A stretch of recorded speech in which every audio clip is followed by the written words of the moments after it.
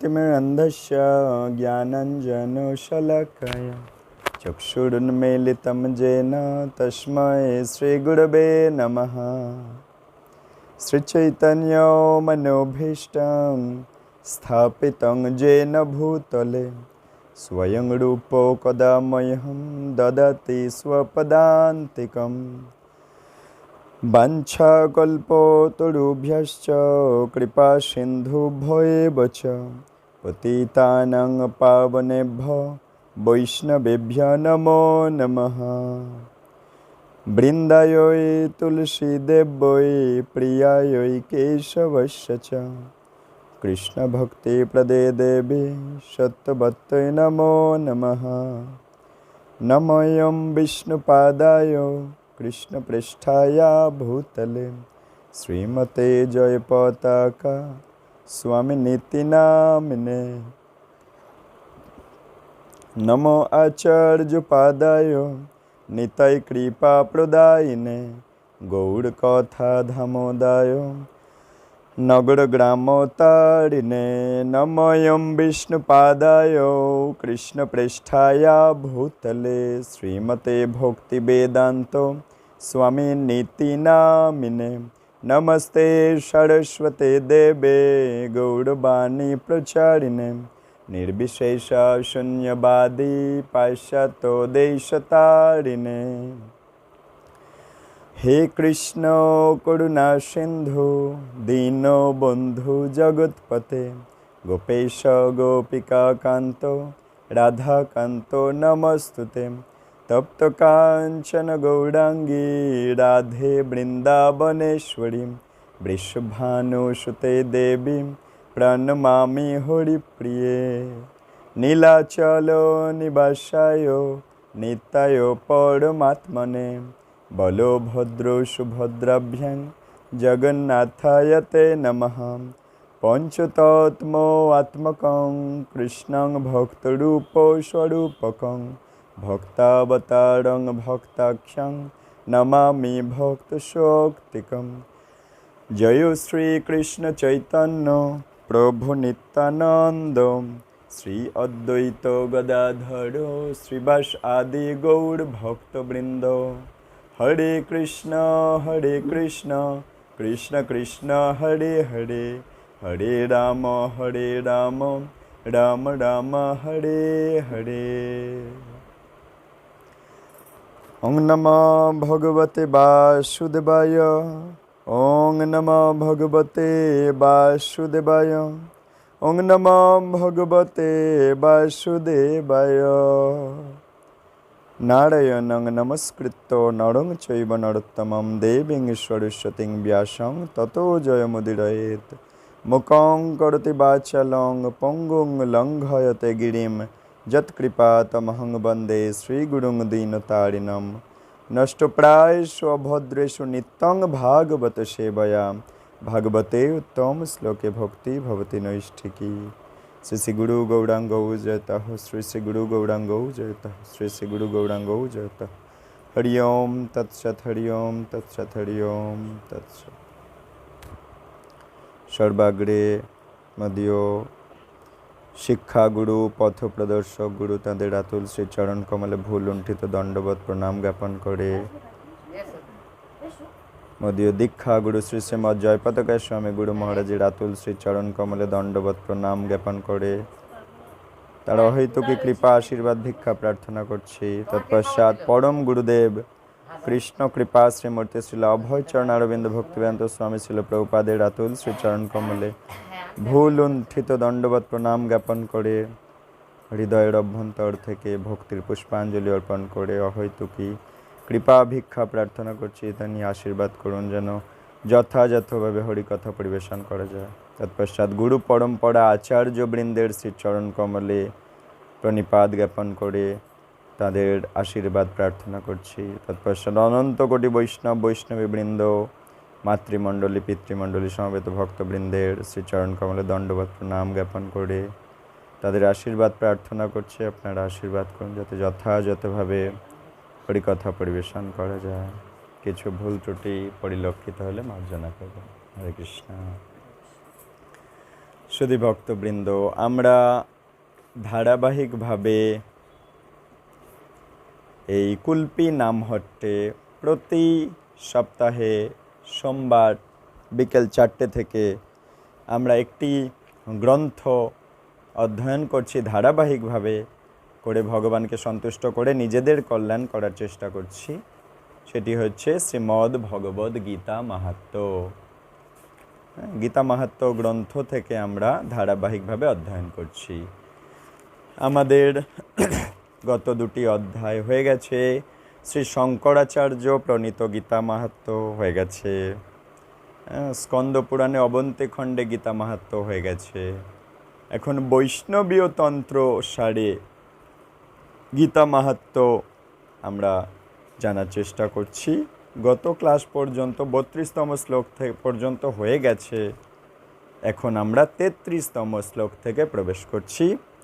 গীতা মাহাত্ম্য গ্রন্থ পৃষ্ঠা নাম্বার 12, 33তম শ্লোক। সুত গোস্বামী গীতা মাহাত্ম্য বলছেন, 60,000 মুনি ঋষিদের লিডার শৌনক ঋষি গীতা মাহাত্ম্য 60,000 মুনি ঋষির হয়ে জানতে চেয়েছেন। তাই সুত গোস্বামী তা শ্লোকের মাধ্যমে, উত্তম শ্লোকের মাধ্যমে গীতার মহিমা আমাদের সামনে তুলে ধরছেন। আমরা তা শ্রবণ করছি। মহাপাপাতি পাপানি গীতাধ্যায়ী করোতি চেত নকিঞ্চিত স্পৃশ্যতে তস্য নলিনী দলমম্ভসা। গীতা অধ্যয়নকারী ব্যক্তি হঠাৎ মহাপাপ, অতি পাপ করে ফেললেও সেই সব পাপ তাকে পদ্মপত্র জলের মতো বিন্দু মাত্র স্পর্শ করতে পারে না। খুব গুরুত্বপূর্ণ একটা শ্লোক। গীতা অধ্যয়নকারী ব্যক্তি হঠাৎ, যে রোজ গীতা পড়ে কিন্তু হঠাৎ কোনো মহাপাপ করে ফেলেছে, জ্ঞানে বা অজ্ঞানে হয়ে যেতেই পারে, মহাপাপ করে ফেলেছে বা অতি পাপ করে ফেলেছে, সেই সব পাপ তাকে পদ্মপত্র জলের মতো বিন্দু মাত্র স্পর্শ করতে পারবে না। পদ্ম পাতায় জল কি পদ্ম পাতাকে ভেজাতে পেরেছে কোনো দিন? পারেনি। পদ্ম পাতাকে জল কখনো ভেজাতে পারেনি।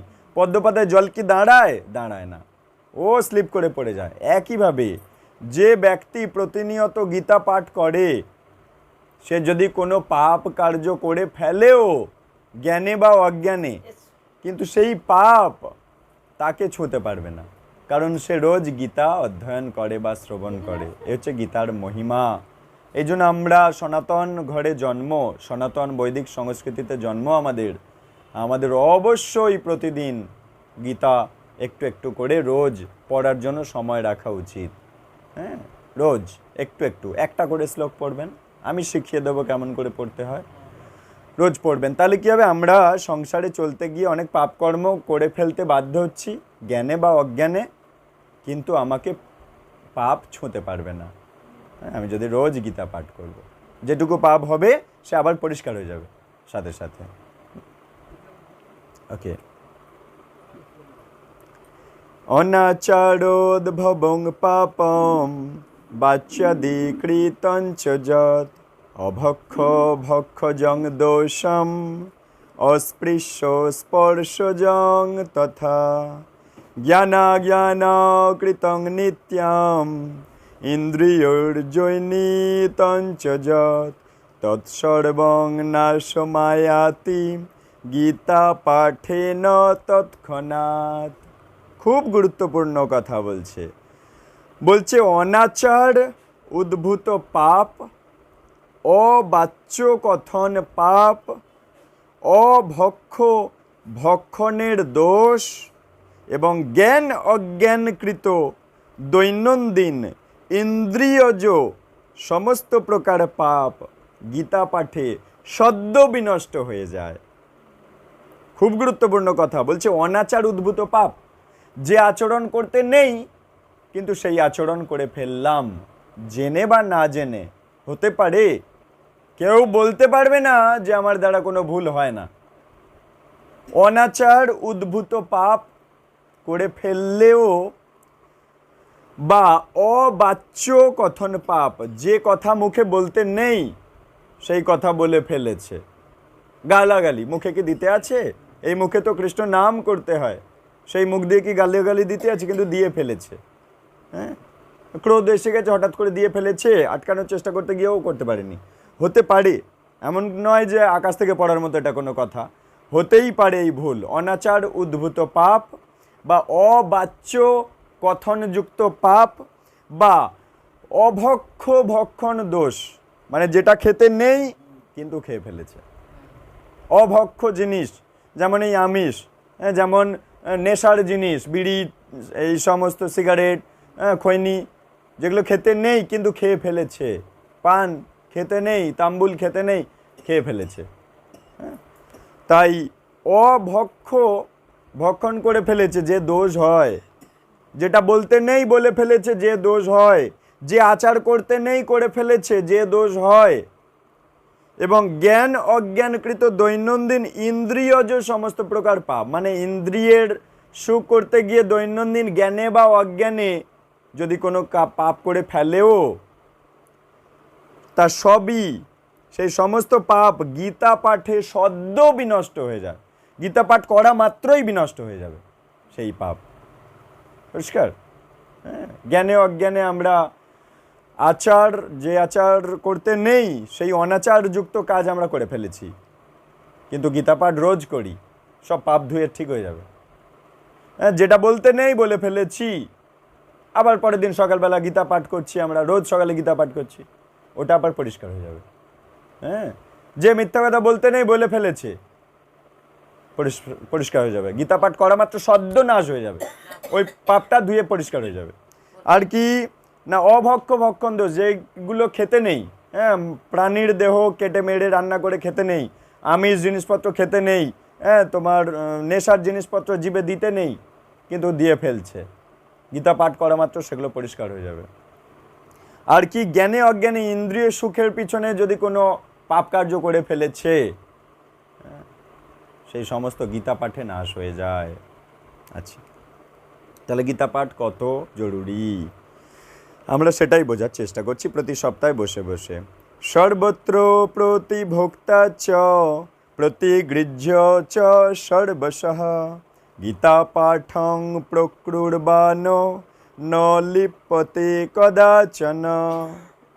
সর্বত্র ভোজন বা সর্বতোভাবে প্রতিগ্রহণ করলেও প্রকৃষ্ট রূপে গীতা পাঠকারী সর্বদা তাতে নির্লিপ্ত থাকেন।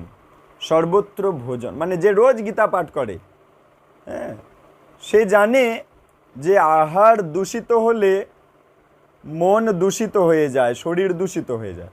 এই জন্য আহার, শুদ্ধ আহার সে সেবন করে, কিন্তু বিভিন্ন জায়গায় গিয়ে প্রচার কার্য করতে গিয়ে বা মানুষের মন রাখতে গিয়ে এমন জিনিস হতে পারে যে তার গৃহে গিয়েছি, সে কিছু দিতে চাইছে, খেতে বাধ্য হলো, যেটা হয়তো ভোগ লাগেনি, বা যেটা যে পাত্রে দিয়েছে সেই পাত্রটা হয়তো শুদ্ধ নয়, বা যে কোনো কিছু সেটা হয়তো যেটা দিয়েছে সেটা শুদ্ধ নয়, বা যিনি দিচ্ছেন তিনি হয়তো গলায় তুলসী মালা পরেনি তবু দিচ্ছে, যে জল দিচ্ছে খাও। কিন্তু শাস্ত্র বলছে যে গলায় তুলসী মালা পরেনি কিন্তু জল দান করছে, সে মদ তুলে দিচ্ছে, এরকম পাপ তাকে নিতে হবে। কিন্তু তার গৃহে গিয়েছে তার কল্যাণ করার জন্য, তার মন রাখার জন্য, তাকে সন্তুষ্ট করে ধীরে ধীরে তাকে ভক্ত করার জন্য হয়তো সেখানে গ্রহণ করতে হচ্ছে, হ্যাঁ, কিন্তু সে রোজ গীতা পাঠ করে। এই যে কি বলছে, সর্বত্র ভোজন বা সর্বতভাবে প্রতিগ্রহণ করলেও প্রকৃষ্ট রূপে গীতা পাঠকারী সর্বদা তাতে নির্লিপ্ত থাকেন। কিন্তু যিনি রোজ গীতা পাঠ করছে এই সমস্ত দোষ তাকে ছুঁতে পারবে না। সব জায়গায় গিয়ে ভোজন করতে বাধ্য হলো, কিন্তু ওই ভোজনের দোষ কিন্তু তাকে ছুঁতে পারবে না, কারণ সে রোজ গীতারূপী বেড়া তার চারিদিকে দিয়ে রাখছে, তার গায়ে পাপ ছুঁতে পারবে না। ঠিক আছে। রত্নপূর্ণাং মহিং সর্বাং प्रतिगिज्झाविधानतः गीतापाठेन चैकेन শুদ্ধো স্ফটিকবৎ সদা। এমনকি অবিধিপূর্বক রত্নপূর্ণা শশাগড়া ধরিত্রী প্রতিগ্রহকারীও একবার গীতা পাঠেই শুদ্ধ স্ফটিকের মতো নির্মল হয়ে যায়। হ্যাঁ, অবিধিপূর্বক রত্নপূর্ণা শশাগড়া ধরিত্রী প্রতিগ্রহকারীও একবার গীতা পাঠে শুদ্ধ স্ফটিকের মতো নির্মল হয়ে যায়। অর্থাৎ রত্নপূর্ণা এই ধরিত্রী, এই পৃথিবী, হ্যাঁ, দান বা গ্রহণ সে যদি না করে, কেউ যদি শশা পুরো পৃথিবী কাউকে দান করছে কিন্তু সে গ্রহণ করলো না, সে যে পাপ করছে, যে কেউ দান করতে যাচ্ছে সে গ্রহণ করছে না, সেই যে প্রতিগ্রহণ করছে তার ফলে কি হচ্ছে, যে পাপ হচ্ছে, কিন্তু সে যদি রোজ গীতা পাঠ করে তবু সে শুদ্ধ স্ফটিকের মতো নির্মল। মানে একদম যে শুদ্ধ স্ফটিক, স্ফটিক মানে একদম চকচকে জল বা চকচকে কোনো পাথর, হ্যাঁ, যেমন একদম এপার ওপার দেখা যায়, একদম স্বচ্ছ থাকে, সেও এরকম স্বচ্ছ থাকবে। কোনো রকম পাপ তাকে ঘোলা করে দিতে পারবে না, দূষিত করে দিতে পারবে না, তার পুরো সত্তাটা পবিত্র থাকবে এরকম চকচকে জলের মতো। যেমন এই জলটার এপার ওপার দেখা যাচ্ছে, চকচকে জল, হ্যাঁ, কিন্তু তার মাঝখানে যদি আমি কোনো কাদা ঘোলা করে দিই তাহলে এপার ওপার আর দেখা যাচ্ছে না। ওই ঘোলাটা হচ্ছে পাপ, অর্থাৎ পাপ তাকে ঘোলা করে দিতে পারছে না, তার সত্তাটা ওই চকচকে পরিষ্কার পবিত্র থাকছে। যে রোজ গীতা অধ্যয়ন করে, গীতা সবাইকে শোনায়, গীতা শ্রবণ করে, গীতা পাঠ শোনে, গীতা এত ফল দেয় আমাদেরকে। সরল ভাষায় কোনো রকম পাপ আমাদের ছুঁতে পারবে না, কোনো রকম পাপ আমাদেরকে ঘোলা করে দিতে পারবে না। ওকে, যশান্তকর্ণং নিত্যং গীতায়ং রমতে সদা শশাগ্নিকঃ সদা জাপি ক্রিয়াবানঃ চ পণ্ডিতঃ দর্শনীয়ঃ স ধনবান স যোগী জ্ঞানবান অপি স এব যাজ্ঞিকো যাজি সর্ববেদার্থদর্শকঃ। যার অন্তঃকরণ সদা সর্বদা গীতাতেই নিবিষ্ট, অর্থাৎ যার হৃদয়ে সবসময় গীতার উপদেশগুলো বাজে, মানে প্রচুর গীতা পাঠ করেছে বা শুনেছে, গীতাতে ভগবানের বলা সব কথাগুলো তার পরিচয় আছে, তার সে জানে, স্মরণে আছে, কারণ রোজ পড়ে। তা বলছে যার অন্তঃকরণ মানে হৃদয়ে সদা সর্বদা গীতাতেই নিবিষ্ট, যার হৃদয় সবসময় গীতার কথাতে ভর্তি হয়ে আছে, তিনি প্রকৃষ্ট সাগ্নিক, তিনি সর্বদা জপি, তিনি ক্রিয়াবান এবং তিনি প্রকৃত পণ্ডিত। যার হৃদয়ে এই গীতার জ্ঞানে ভর্তি, যার মস্তকে গীতার জ্ঞান ভর্তি, তিনি প্রকৃত পণ্ডিত, তিনি প্রকৃত ক্রিয়াবান, মানে সৎ কর্ম তিনিই করছেন আসলে, তিনি সর্বদা জপি, তিনি সর্বদা জপ করছেন আসলে, কারণ হৃদয়ে কৃষ্ণের উপদেশ একদম ভর্তি হয়ে আছে তার। হ্যাঁ, তিনি দর্শনীয়, অর্থাৎ তাকে দর্শন করা উচিত, তাহলে আমাদেরও পবিত্রতা আসবে। তিনি ধনবান, হ্যাঁ, অর্থাৎ প্রকৃত ধন তার হৃদয়ে আটক করা আছে, গীতার জ্ঞান হচ্ছে প্রকৃত ধন, তাই তিনিই ধনবান। তিনি যোগী, তিনি প্রকৃত জ্ঞানবান এবং তিনি যাজ্ঞিক, তিনি যাজনকারী, যাজনকারী মানে তিনি প্রকৃতপক্ষে ভগবানের সন্তুষ্টরূপী পূজা করছেন, তার হৃদয়ে গীতার জ্ঞানকে ধরে রেখে ভগবানকে পূজা করছেন নিরন্তর, অর্থাৎ ভগবানকে সন্তুষ্ট করছেন, গীতার জ্ঞান হৃদয়ে ভর্তি করে রেখে ভগবানকে সন্তুষ্ট করছে। তিনি সর্ববেদার্থ দর্শক, অর্থাৎ সমস্ত বেদ বেদান্তের মূল কথা তিনি দর্শন করতে পারছেন, মানে তিনি বুঝতে পারছেন, আর তাই হৃদয়ে গীতাকে ধরে রেখেছেন। হ্যাঁ, গীতায়া পুস্তকং যত্র নিত্য পাঠশ্চ বর্ততে তত্র সর্বাণি তীর্থানি প্রয়াগাদানি ভূতলে। যেখানে নিত্য গীতা পুস্তক অবস্থান করে, হ্যাঁ, নিয়মিত যেখানে গীতা পুস্তক, এই যে গীতা পুস্তক যেখানে থাকে নিত্য, গীতা পুস্তক যেখানে থাকে এ জগতে, সেখানে প্রয়াগ আদি সর্বতীর্থ অবস্থান করে। তাহলে কি, কৃষ্ণ বলেছে ব্রহ্মাকে, ব্রহ্মা নারদমণিকে, নারদমণি ব্যাসদেবকে, ব্যাসদেব সুখদেব গোস্বামীকে, সুখদেব গোস্বামী পরীক্ষিত তথা সুত গোস্বামীকে বলেছে, সুত গোস্বামী আমাদের কাছে এই কথাগুলো বলছে। তাহলে মানে আলটিমেটলি সেই কৃষ্ণই বলছে, কারণ পরম্পরা ধারায় বলে বলে এসেছে, আমরা সেটা শুনছি। তাই কৃষ্ণ বলছে যেখানে নিত্য গীতা পুস্তক অবস্থান করে, যে গৃহে গীতা আছে এই জগতে, সেইখানটায় প্রয়াগ আদি সর্বতীর্থ, অর্থাৎ প্রয়াগ থেকে শুরু করে যত তীর্থস্থান আছে এই গীতার মধ্যেই সব তীর্থস্থান বাস করে। কারণ গীতা আর কৃষ্ণ একই, আর যেখানেই কৃষ্ণ সেখানেই তীর্থ। সর্বতীর্থ সর্বদা অবস্থান করে, যেখানে নিত্য গীতা পুস্তক অবস্থান করে। আচ্ছা, এ হচ্ছে গীতা। নিবসন্তি সদা দেহে দেহ শেষে অপি সর্বদা সর্বে দেবাশ্চরিষয় যোগিন দেহ রক্ষকাহা। বলছে সর্বদা গীতা অধ্যয়নকারীর দেহে, মানে যিনি প্রতিদিন গীতা পড়েন তার দেহে বা দেহ ত্যাগের পরেও দেহ রক্ষক রূপে দেবতা, ঋষি বা যোগীরা অবস্থান করেন। অর্থাৎ যিনি প্রতিনিয়ত গীতা পাঠ করছেন তার দেহে দেবতারা বাস করতে চেষ্টা করে, তার দেহে দেবতারা বাস করতে চায়, কারণ তার দেহটা এত পবিত্র জায়গা। দেবতারা তার দেহে বাস করে, অবস্থান করে, তাই সে পূজনীয় হয়ে যায়, তাই সবাই তাকে প্রণাম করে, কেন সে প্রতিনিয়ত গীতা অধ্যয়ন করে। তাই বলছে সর্বদা গীতা অধ্যয়নকারীর দেহে, মানে গীতা যিনি পড়েন তার দেহে বা দেহ ত্যাগের পরেও, অর্থাৎ যিনি প্রতিনিয়ত গীতা পড়েছেন, সারা জীবন গীতা পড়েছেন, তার দেহটা কোনো সাধারণ অপবিত্র দেহ নয়, তার দেহটা চিন্ময় দেহ, কারণ এত পবিত্র হয়ে যায়। তার দেহ আমাদের স্পর্শ করা উচিত। যেমন বৈষ্ণবদের দেহ, যিনি সারা জীবন গীতা অধ্যয়ন করেছেন, ভক্তি অনুসরণ করেছেন, নিজেকে পবিত্র রেখেছেন, গুরুদেবের দেহ, প্রভুপাদের দেহ, এই সমস্ত আচার্যদের দেহ, শুদ্ধ ভক্তদের দেহ, মহান বৈষ্ণবদের দেহ, মৃত্যুর পরেও স্পর্শ করলে আমরা পবিত্র হতে পারি। সাধারণ মানুষের দেহ মৃত্যুর পরে স্পর্শ করলে স্নান করতে হয়, কিন্তু এই মহান ব্যক্তিদের দেহ, যারা সবসময় নিজের পবিত্রতা ধরে রেখেছে ভগবানের এই সমস্ত কার্যকলাপ করে করে করে করে, তাদের দেহে স্পর্শ করলে আমরা পবিত্র হতে পারি।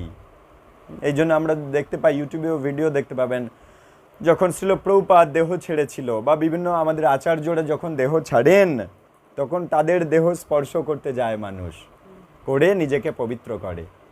যে স্পর্শ করে সে পবিত্র হয়ে যায়। এমনকি এই ভক্তদের চরণ ধুলি মস্তকে ধারণ করলে সে পবিত্র হবে। ভক্তদের চরণ ধোয়া জল যদি সে পান করে, মাথায় ছিটায়, সে পবিত্র হবে, কারণ সে নিজে পবিত্র, ভগবানের সঙ্গ করে করে করে করে নিজেকে পবিত্র রেখেছে, এবং তার সঙ্গ যে করবে সেও পবিত্র হবে। এই হচ্ছে কথা।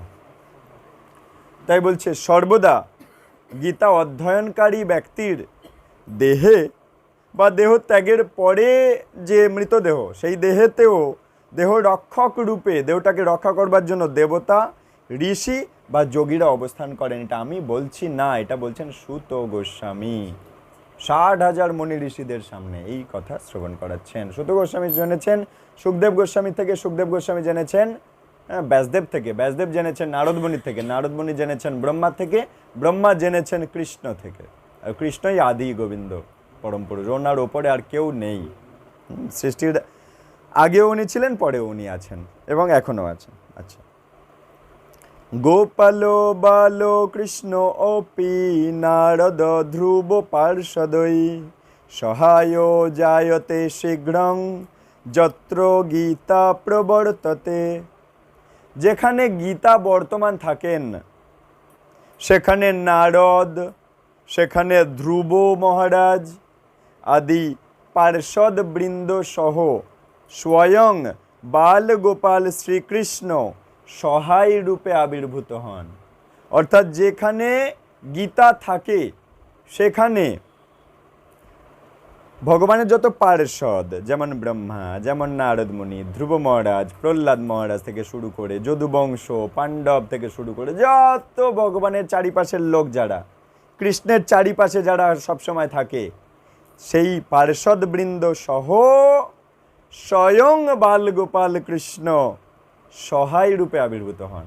অর্থাৎ সেই গৃহের সবাইকে সাহায্য করবার জন্য কৃষ্ণ এবং তার পার্ষদরা সবাই দল বেঁধে সেই গৃহে বাস করে যেখানে গীতা থাকে। তাহলে আমার পকেটে যদি গীতা থাকে, তাহলে আমাকে বাঁচানোর জন্য কৃষ্ণ আর তার যত পার্ষদবৃন্দ আমাকে সাহায্য করার জন্য আমার কাছে রয়েছেন। একটা বারুইপুরের একজন প্রভু, প্রাণগোপীনাথ প্রভু আমাদের মন্দিরে পাঠ দিতে এসেছিলেন। উনি বলছিলেন ওনার সামনে ঘটে যাওয়া একটা ঘটনা। ওনার একটা বন্ধুর একটা ছেলে, সেই বন্ধুর ছেলেটা বাবা বলেছিল গীতা তুই পকেটে রাখিস, তাহলে তোর কোনো বিপদ হবে না। তা ছেলেটা কথাটা শুনে পকেটে গীতা রেখেছিল। আর দুই বন্ধুর সাথে সেই ছেলেটাও বাইকে করে বেড়াতে গেছে। বাইকে অন স্পট একটা লরির সাথে ধাক্কা লেগে গেছে, দুটো ছেলে একদম স্পট ডেড। কিন্তু যে ছেলেটার বুকে গীতা ছিল, সেই ছেলেটা দিব্যি হাসতে খেলতে বাড়ি চলে এসছে, বাবার সাথে কথা বলছে, দিব্যি সুস্থ আছে, তার কিচ্ছু হয়নি। আমি নিজে একটা নামট্য উৎসব থেকে ফিরছিলাম, জব করে করে ফিরছিলাম, আর ব্যাগে ছোট গীতা থাকে, সাইড ব্যাগে আছে। তা বাস থেকে নামবো, কিন্তু নামার আগে বাসের সামনে এসে দাঁড়িয়েছি। হঠাৎ একটা এমন জার্কিং হয়েছে, আমি পুরো পড়ে যাই বাস থেকে, একদম চলন্ত বাস থেকে।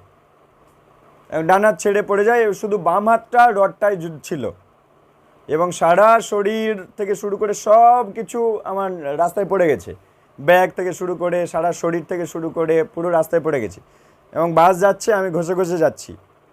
এবং ওই বাম হাতে আমার কোথা থেকে অত শক্তি এলো আমি নিজেও জানি না। আমার বাম হাত এমনি দুর্বল, বাম হাতে কোথা থেকে অত শক্তি এলো জানি না। পুরো পথটা ঘষে ঘষে, যদি বাম হাত ছেড়ে যেত চাকার তলায় চলে যেতাম, মানে পিছনের চাকার তলায়, আমি এই হেঁটে আর এখানে আসতে পারতাম।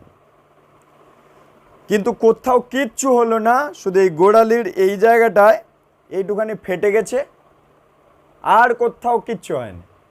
এমনকি আমি হসপিটালে গেলাম, আমাকে সেলাইও দিতে হয়নি এই জায়গাটায়, শুধু একটুখানি ড্রেসিং করে মলম লাগিয়ে দিয়েছে আর একটা অ্যান্টিসেপটিক ইঞ্জেকশন দিয়ে দিয়েছে, টিটেনাস দিয়ে ছেড়ে দিয়েছে। আর এই সেটা শুকনো হওয়ার দুটো ওষুধ 2-3 দিন খেতে বলেছে, খেলাম, সুস্থ হয়ে গেলাম। এ হচ্ছে একদম অক্ষরে অক্ষরে সত্য, ধ্রুব সত্য কথা। দুটো উদাহরণের মাধ্যমে বোঝালাম, এবং অজস্র উদাহরণ জগতে ঘটছে। যাদের কাছে গীতা আছে তারা সমস্ত বিপদ থেকে রক্ষা পেয়ে যাচ্ছে। যে ওটা আমার ফাঁড়া, হয়তো আমাকে 100 নিতে হতো, কিন্তু আমি ভগবানের আশ্রয় নিয়ে জীবন কাটাচ্ছি বলে আমাকে 5 নিতে হয়েছে। 95 ভগবান কাটিয়ে দেয়। একদম যে বিশ্বাস করবে তার এই সুযোগ সে পাবে, আর যে বিশ্বাস করতে পারবে না তাহলে সে নিজের দায়িত্ব নিজে নিয়ে 100 দুঃখ তাকে নিতে হবে। ওকে, তাই দেহ, আচ্ছা, সেইখানে যার কাছে গীতা থাকে, যেখানে গীতা বর্তমান থাকে, সেখানে নারদ, ধ্রুব ইত্যাদি পার্ষদবৃন্দ সহ স্বয়ং বাল গোপাল কৃষ্ণ সহায় রূপে, মানে সাহায্য করার জন্য আবির্ভূত হন। তার কাছে কৃষ্ণ আর তার পার্ষদগণ সাহায্য করবার জন্য আবির্ভূত হন। এমনকি আমি দেখেছি একটা কুলপিতে একটা বিহার থেকে একটা লরি এসেছিল, পাঞ্জাব বডি লরি। তার সামনে দেখা যাচ্ছে এরকম তুলসী মহারানী বসানো আছে, বড় টবে তুলসী গাছ বসানো আছে। তাকে জিজ্ঞাসা করা হচ্ছে যে, বালির গাড়ি, তাকে জিজ্ঞাসা করা হচ্ছে যে এরকম তো আপনারা তুলসী গাছ লাগিয়ে রেখেছেন কেন? বলছে আমরা রাতে বিতে যাই, ঘুমিয়ে পড়লে কত বড় অ্যাক্সিডেন্ট হয়ে যেতে পারে। কিন্তু আমাদের সর্বত্র রক্ষা করেন এই তুলসী মহারানী, সামনে বসে থেকে আমাদেরকে রক্ষা করছে। আমরা রক্ত মাংসের মানুষ, গাড়ি চালাতে চালাতে রাত্রে যদি একটু চোখ লেগে যায় অ্যাক্সিডেন্ট হয়ে যাবে তো, কিন্তু আমাকে রক্ষা করার দায়িত্ব পুরো ওনার, এই জন্য ওনাকে সামনে রাখা আছে। তাই কখনো কিছু হবে না, ওই তুলসী মহারানীর সামনে আছে, সর্ব বিপদ থেকে রক্ষা করে দেবে। কারণ ওই ড্রাইভার তুলসী মহারানীর আশ্রয় নিয়েছে যে মহারানী আমায় বাঁচাবেন, তাই মহারানীর এখন দায়িত্ব লেগে গেছে যে বাচ্চাটাকে আমার বাঁচাতে হবে, সব সময় রক্ষা করতে হবে। তা মহারানী তার দায়িত্ব থেকে কিন্তু ঘুমিয়ে পড়বে না, কিন্তু ওই বাচ্চাটা ঘুমিয়ে পড়তে পারে, ড্রাইভারটা ঘুমিয়ে পড়তে পারে, কিন্তু মহারানী ঘুমাবে না ওকে বাঁচানোর জন্যে, এটা বুঝতে হবে। একইভাবে আমি যদি গীতাকে আশ্রয় নিয়ে কাটাবো, কৃষ্ণ ঘুমিয়ে পড়বে না, আমার কোনো অ্যাক্সিডেন্ট হতে পারে, আমি ঘুমিয়ে পড়ে অ্যাক্সিডেন্ট হতে পারে, কিন্তু কৃষ্ণ ঘুমিয়ে পড়বে না, কৃষ্ণ আমাকে বাঁচানোর জন্য রক্ষা করবেন, তিনি জেগে বসে থাকবেন। যেমন কোনো মেলায় ঘুরতে গেছে বাচ্চা, সে ঘুমিয়ে পড়তে পারে, রাত হয়ে গেছে ঘুমিয়ে পড়তে পারে, মায়ের কোলে বাবার কোলে ঘুমিয়ে পড়তে পারে, কিন্তু মা বাবা কি ঘুমায়? জানে বাচ্চাটাকে রক্ষা করতে হবে, কারণ বাচ্চাটা আমার কাছে আশ্রয় নিয়ে আছে। হ্যাঁ, ও আমার কোলে দিব্যি আশ্রয় নিয়ে ঘুমাচ্ছে, কিন্তু বাবা মা ঘুমাতে পারে না। কি করে ওকে বাঁচানো যায়, রক্ষা করা যায়, বাবা মার চিন্তা হয়ে যায়, কারণ ও আশ্রয় নিয়ে আছে। একই জিনিস, হ্যাঁ, যেমন কোনো স্ত্রী স্বামীর কাছে আশ্রয় নিয়েছে, সে চলে এসছে সব কিছু ছেড়ে, এবারে স্বামীর গৃহে থাকে, কারণ স্বামীর চিন্তা, ওর রোগ হোক, ওর কীভাবে খাওয়াবে তার স্বামীর চিন্তা আছে। স্ত্রীর কোনো রোগ হচ্ছে, স্বামীর চিন্তা আছে যে ওর রোগ কী করে সারানো যাবে, স্বামীর চিন্তা আছে, কারণ স্ত্রী স্বামীর কাছে আশ্রয় নিয়েছে। একইভাবে আমরা যার কাছে আশ্রয় নিই আর যিনি আশ্রয় দেন তিনি অনেক চিন্তা করেন, অনেক তার চিন্তা বেড়ে যায়, কারণ আমার কাছে কেউ আশ্রয় নিয়ে আছে। একই জিনিস, এটা বুঝতে হবে। যত্র গীতা বিচারশ্চ পঠনং পাঠনং তথা মোদতে তত্র শ্রীকৃষ্ণ ভগবান রাধয়া সহ। যে স্থানে গীতা শাস্ত্রের এই বিচার আলোচনা হয়, পঠন পাঠন হয়, যে স্থানে ভগবান শ্রীকৃষ্ণ, সেই স্থানে শ্রীরাধিকার সঙ্গে পরম আনন্দে বিরাজ করেন। এবং গীতাতেই কৃষ্ণ নিজেও ওই কথা বলেছে যে গীতা অধ্যয়নের দ্বারা আমি আরাধিত হই।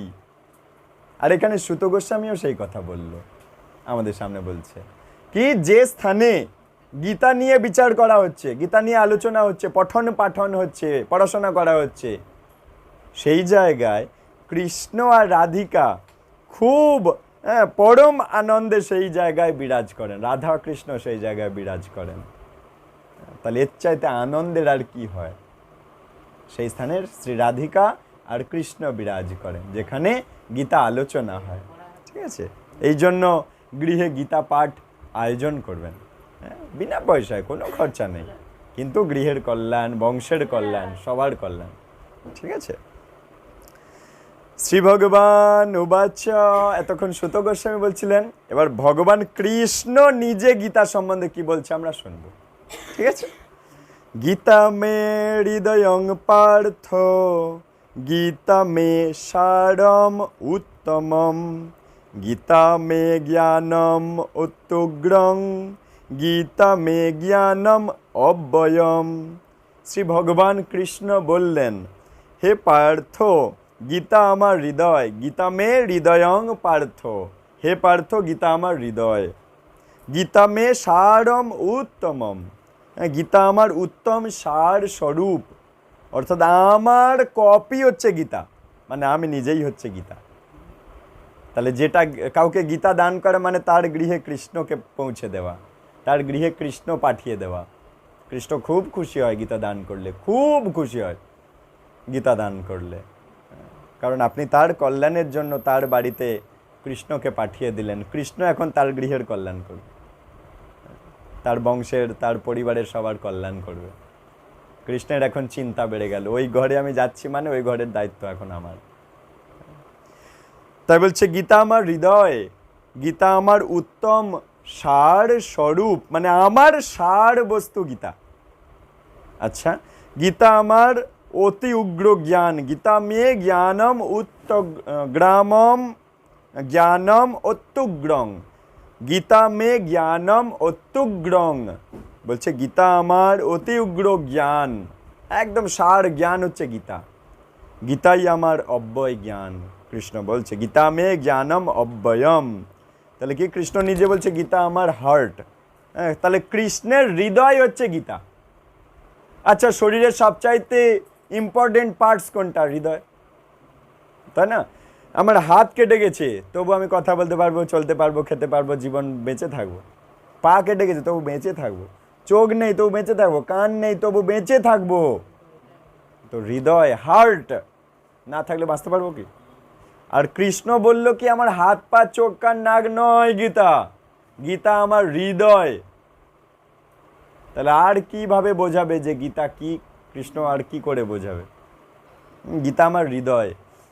তাই গীতাকে যে নিন্দা করে কৃষ্ণ খুব রুষ্ট হয়ে যায়, গীতাকে যে অপমান করে কৃষ্ণ রুষ্ট হয়ে যায়। গীতা আমাদের কল্যাণের জন্য কৃষ্ণ তার হৃদয় আমাদের কাছে দিয়ে রেখেছে ঘরে ঘরে। কৃষ্ণ আমাদের কল্যাণ করার জন্য আমাদের ঘরে ঘরে তার হৃদয় পৌঁছে দিয়েছে। কৃষ্ণ এত দয়াময়। গীতা মে চোত্তমং স্থানং, গীতা মে পরমং পদম, গীতা মে পরমং গুজ্জং, গীতা মে পরম গুরু। বলছে গীতা আমার উত্তম স্থান, মানে আমার স্থান, মানে আমি গীতার মধ্যে বাস করি। হ্যাঁ, কৃষ্ণ যেখানে থাকে সেটাই তো কৃষ্ণের স্থান। বলছে গীতা আমার উত্তম স্থান, মানে গীতার মধ্যে আমি উত্তমভাবে বাস করি, এটা আমার ভালো থাকার জায়গা। গীতা আমার উত্তম স্থান, গীতা আমার পরম পদ। হ্যাঁ, গীতা আমার পরম গোপনীয় বস্তু। অর্থাৎ আমার মধ্যে যে গোপনীয় জ্ঞান আছে, যে জ্ঞান পেলে জীব এই জগৎ থেকে, দুঃখের জগৎ থেকে আনন্দের জগতে চলে যেতে পারবে, সেই গোপন জ্ঞান এর মধ্যে দেওয়া আছে। গীতা আমার পরম গোপনীয় বস্তু, সিক্রেট বস্তু। সিক্রেট বস্তু কৃষ্ণ দয়া করে দিয়ে দিয়েছে। হ্যাঁ, ভালো করে বোঝো। গোপনীয় বস্তু মানে খুব দুর্মূল্য জিনিস কি রাস্তাঘাটে পড়ে থাকে নাকি?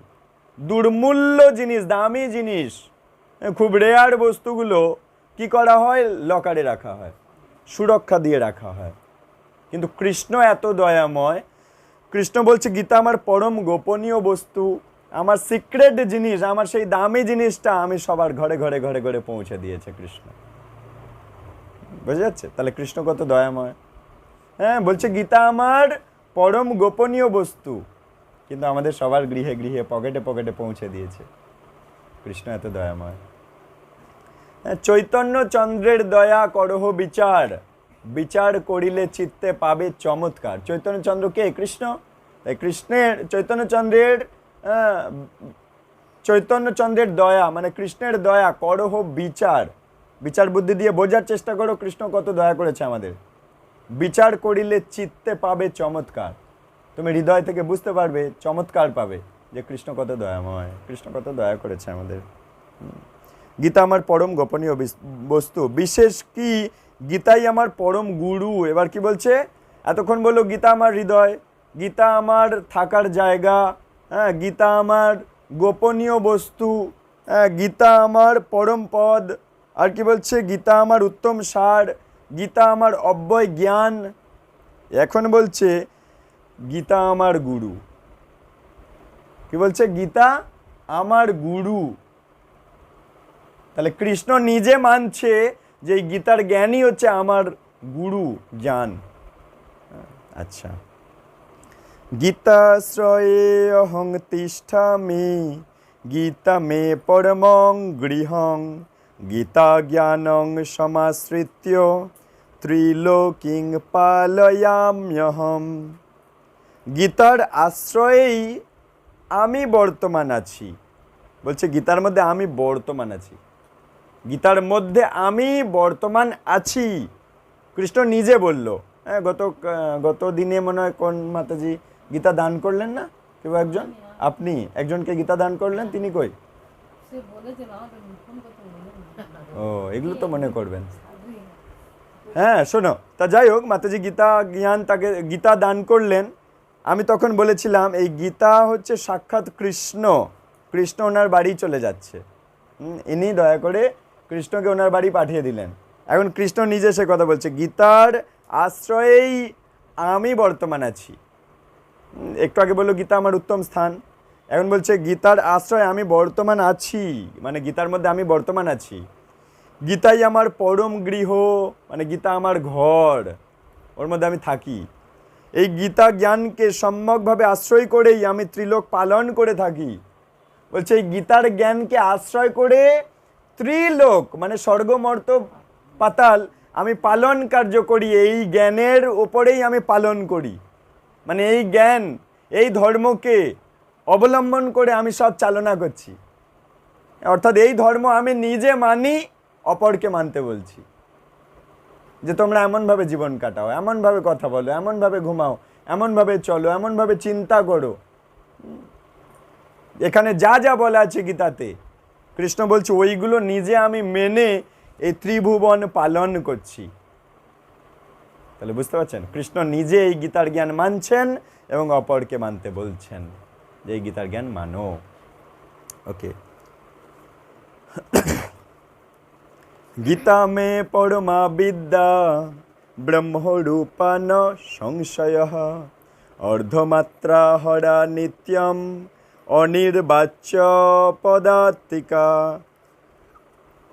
অর্ধমাত্রা স্বরূপা নিত্য অনির্বাচ্য পদার্থিকা গীতাই আমার ব্রহ্মরূপা পরা বিদ্যা। গীতাকে বলছে আমার পরা বিদ্যা। বিদ্যা দু রকমের হয়, একটা হচ্ছে পরা বিদ্যা, একটা হচ্ছে অপরা বিদ্যা। কেন দুটো বিদ্যা? কারণ সৃষ্টিতে দুটো জগৎ আছে, একটা চিন্ময় জগৎ, একটা জড় জগৎ। চিন্ময় জগতের বিদ্যাকে বলে পরা বিদ্যা, আর এই জড় জগতের বিদ্যা স্কুল কলেজে যেগুলো পড়ানো হচ্ছে আজকাল, এগুলোকে বলে অপরা বিদ্যা।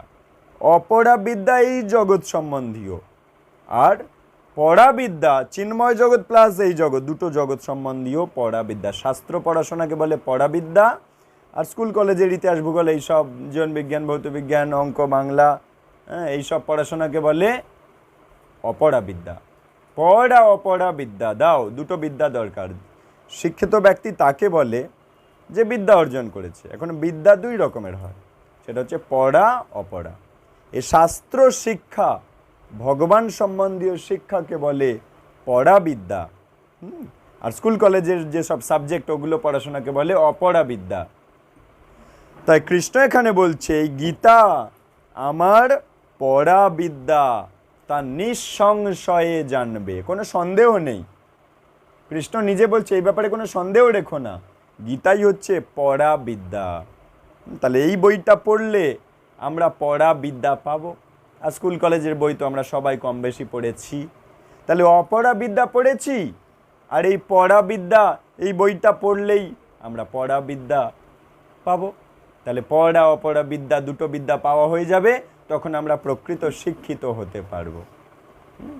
পড়তে পারি না, শুনবো, তাহলেই হলো। মোদ্দা কথা শরীরের ভেতরে দেওয়া নিয়ে তো কথা। আমি নিজে শরীরের মধ্যে দিতে পারছি না, অন্য কেউ দিচ্ছে, আমি কান দিয়ে নেব, তাহলেই তো হলো।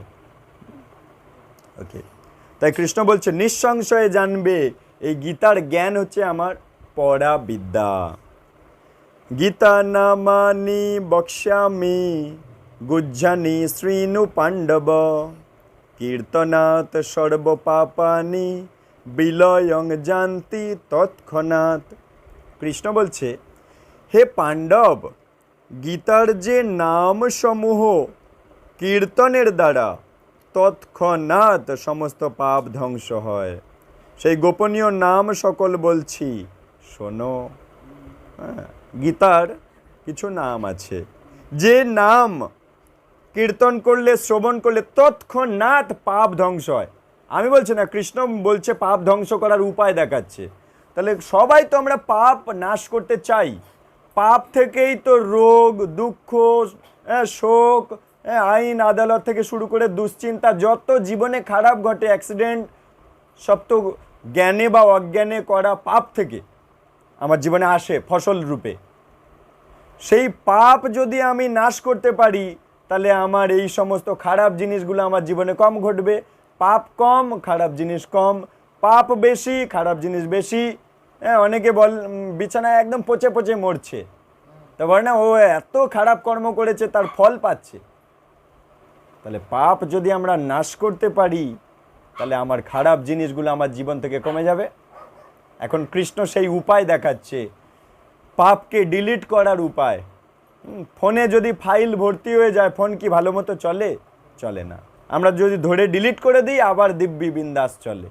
একইভাবে পাপ, ওই জাঙ্ক ফাইল, ওইগুলো ডিলিট করে দেওয়ার উপায় কৃষ্ণ দয়াময় আমাদেরকে দেখাচ্ছে। কি বলছে শোনো, বলছে গীতার যে নামগুলো এখন আমি বলবো, সেই নামগুলো যদি শোনো বা নিজে মুখে বলো তাহলে সমস্ত পাপ তৎক্ষণাৎ ধ্বংস হবে। কৃষ্ণ নিজে উপায় দেখাচ্ছে পাপ ধ্বংস করার উপায়। তাহলে এর চেয়ে বড় দয়া আর কি হয়? হ্যাঁ, সেই গোপনীয় নাম সকল আমি বলছি শোনো। গোপনীয় বলছে, এটা জগতে সবাই জানে না। যারা গীতার প্রতি শ্রদ্ধাবান, শুনতে আগ্রহী করে সময় দিয়ে আসবে তারাই জানতে পারবে, সবাই জানবে না।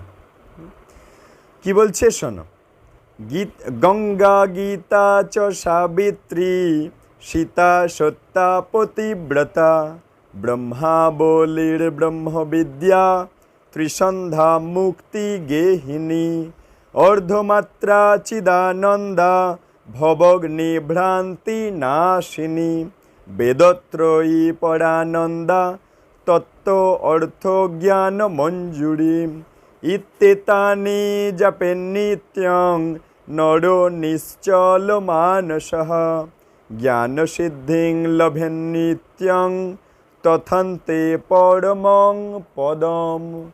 কি বলছেন? বলছে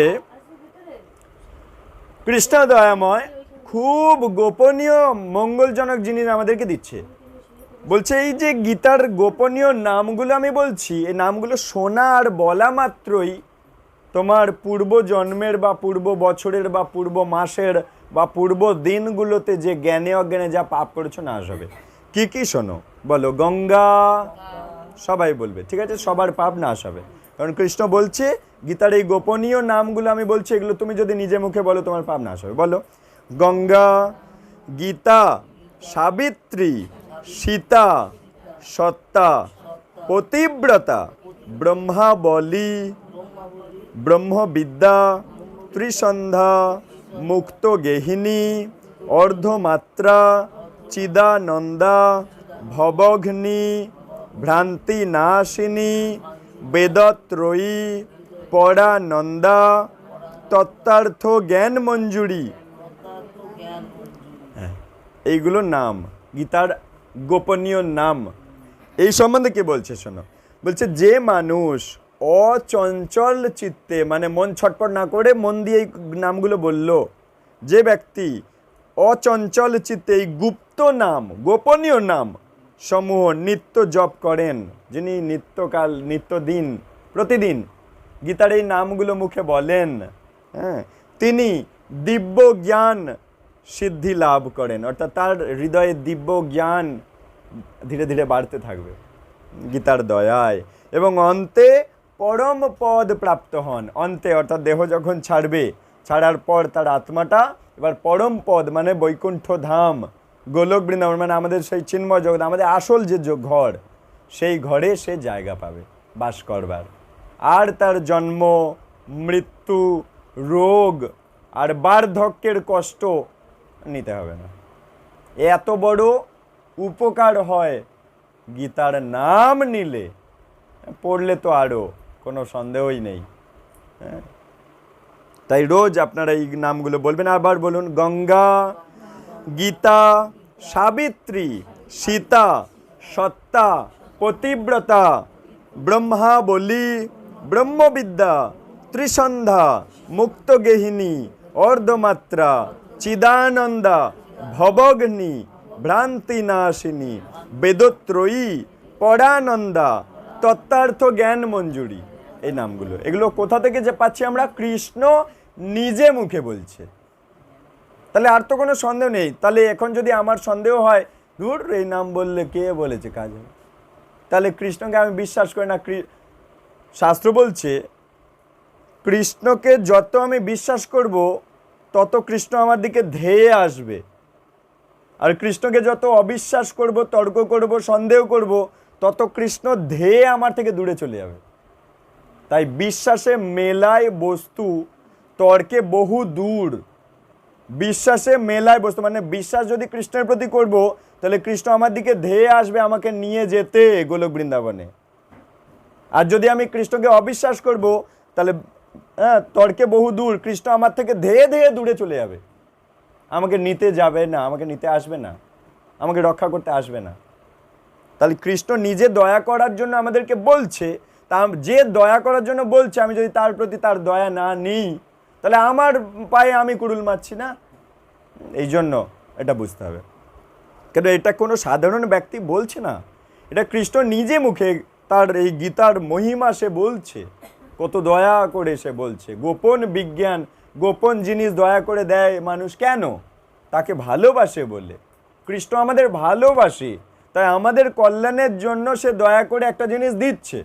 তাহলে সে দয়া করে ভালোবাসে আমাদের জন্য, আমাদেরকে দিচ্ছে, আর আমি যদি তার উপর ছবল মারি, তার উপর তর্ক করি, ঘৃণা করি, কৃষ্ণের উপর নিন্দা করি, তাহলে সে আমার থেকে কেন আমার কাছে আসবে? সে দূরে চলে যাবে।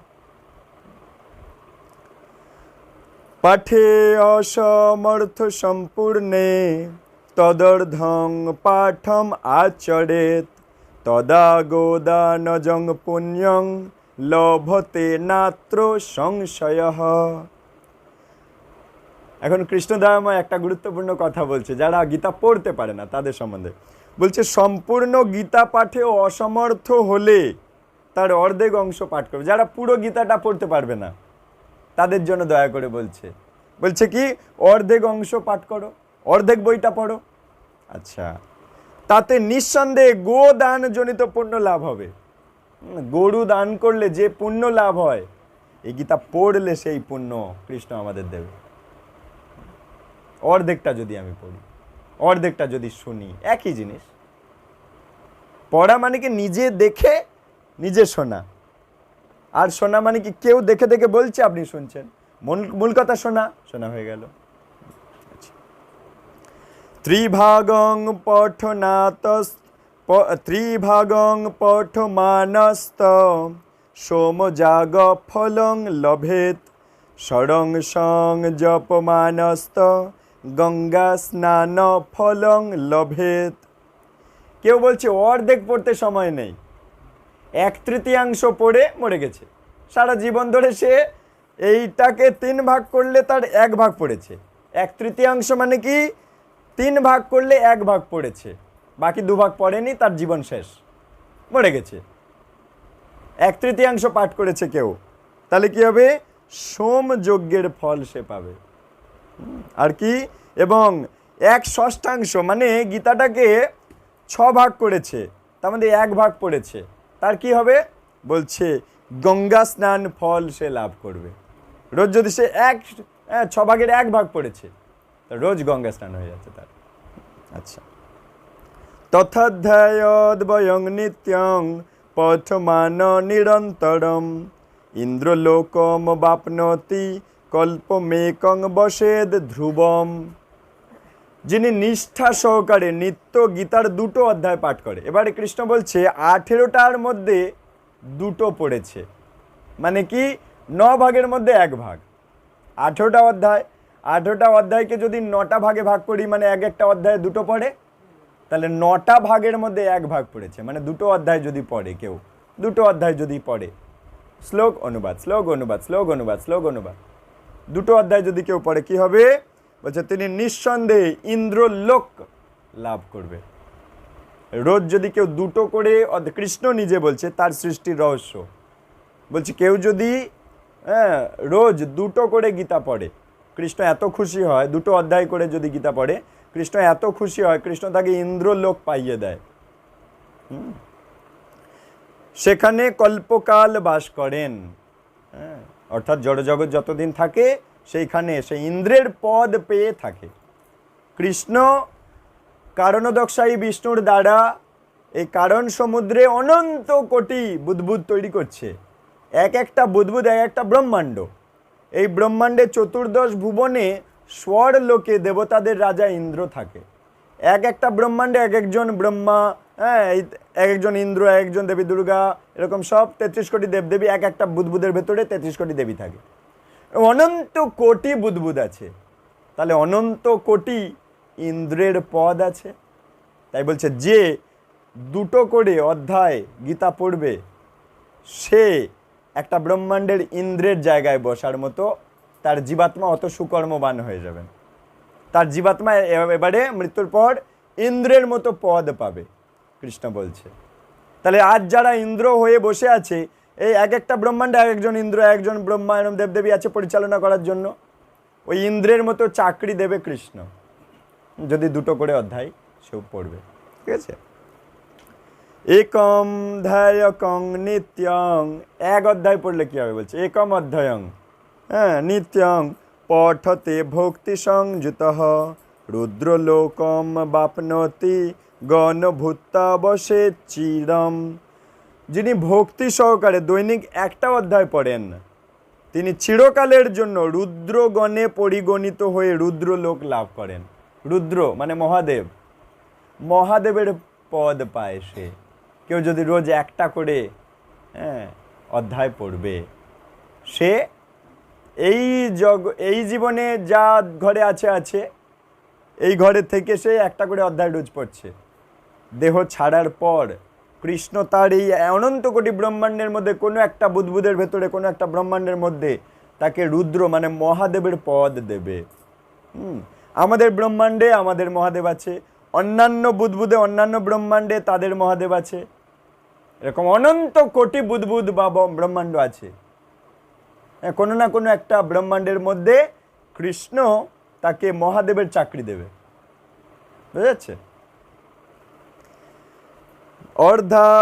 অধ্যায়ার্ধঞ্চ পাদং বা নিত্যং যহ পঠতে জনঃ। এবার অর্ধেক অধ্যায় পড়লে কি হবে? প্রাপ্নতি রবিলোকংশ মন্বন্তর সমাসতম। বলছে যে ব্যক্তি অর্ধেক অধ্যায় বা 1/4 অংশ নিত্য পাঠ করেন, তিনি শত মন্বন্তর সমকাল রবি লোক প্রাপ্ত হন, অর্থাৎ সূর্য লোককে তার জন্ম হবে। যদি কেউ অর্ধেক অধ্যায় পড়ছে, রোজ অর্ধেক অধ্যায় পড়ছে, এই দেহ ছাড়ার পর সে সূর্য লোকে জীবন তার আসবে।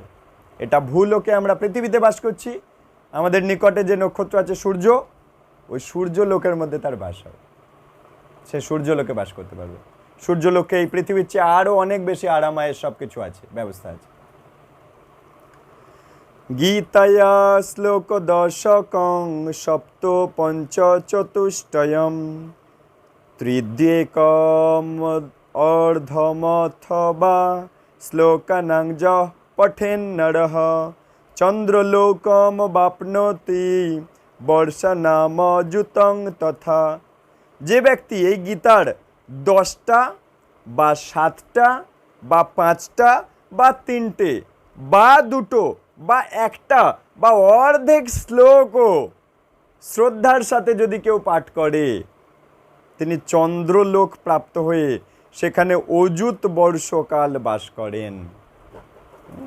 সে এবার চন্দ্রলোক পাবে। কেউ যদি রোজ অর্ধেক শ্লোক পড়েছে, পুরো একটা শ্লোক পুরো পড়েনি, আমি তো কত শ্লোক পড়ে যাচ্ছি গীতার মাহাত্ম্যের, এই শ্লোকটার অর্ধেক শ্লোক মানে একটা লাইন পড়েছে, তাহলে এই শ্লোকটার অর্ধেক মানে এই একটা লাইন বোঝায়। কৃষ্ণ দয়াময় বলছে কেউ যদি অর্ধেক শ্লোকও পড়ে, রোজ রোজ অর্ধেক শ্লোক পড়ে, বা একটা করে শ্লোক পড়ে, বা 2টো বা 3টে শ্লোক পড়ে, বা 5টা শ্লোক পড়ে, বা 7টা শ্লোক পড়ে, বা 10টা শ্লোক পড়ে, যদি কেউ যার যেমন সময় আছে যদি পড়ে, তাহলে কি তিনি এই জীবন এই দেহ ছাড়ার পর চন্দ্রে জন্ম নেবে, চাঁদে জন্ম হবে তার, চন্দ্রগ্রহে জন্ম হবে তার। আচ্ছা, গীতার্ধমেক পাদঞ্চ শ্লোকম অধ্যায়মেব চ স্মরং ত্যক্তা জনো দেহং প্রয়াতি পরমং পদম। যিনি গীতার অর্ধেক ভাগ, এক পদ বা একটা অধ্যায় বা শ্লোক ও স্মরণ করতে করতে দেহ ছাড়বে। এবার খুব গুরুত্বপূর্ণ একটা কথা বলছে, গীতার শ্লোক সারা জীবন পড়েছে, কোনো একটা শ্লোক চিন্তা করতে করতে যে মরবে তার কি হবে? কৃষ্ণ নিজে বলছে। হ্যাঁ, গীতার কোনো একটা শ্লোক, যেমন প্রথম শ্লোক, ধর্মক্ষেত্রে কুরুক্ষেত্রে সমবেতা যুযুৎসবঃ মামকাঃ পাণ্ডবাশ্চৈব কিম কুর্বত সঞ্জয়। একটা শ্লোক মুখস্থ করেছে, বাকিগুলো পড়েছে কিন্তু মুখস্থ হয়নি। কৃষ্ণ দয়াময় বলছে ওই একটা শ্লোক সারা জীবন সে পড়েছে, একটা শ্লোক রোজ একটু করে বলে। ওই শ্লোক চিন্তা করতে করতে যদি দেহ ছাড়ে, মরে, যদি দেহ ছাড়ে, তাহলে তার কি হবে? তিনি পরম পদ লাভ করেন, অর্থাৎ আমার ধামে।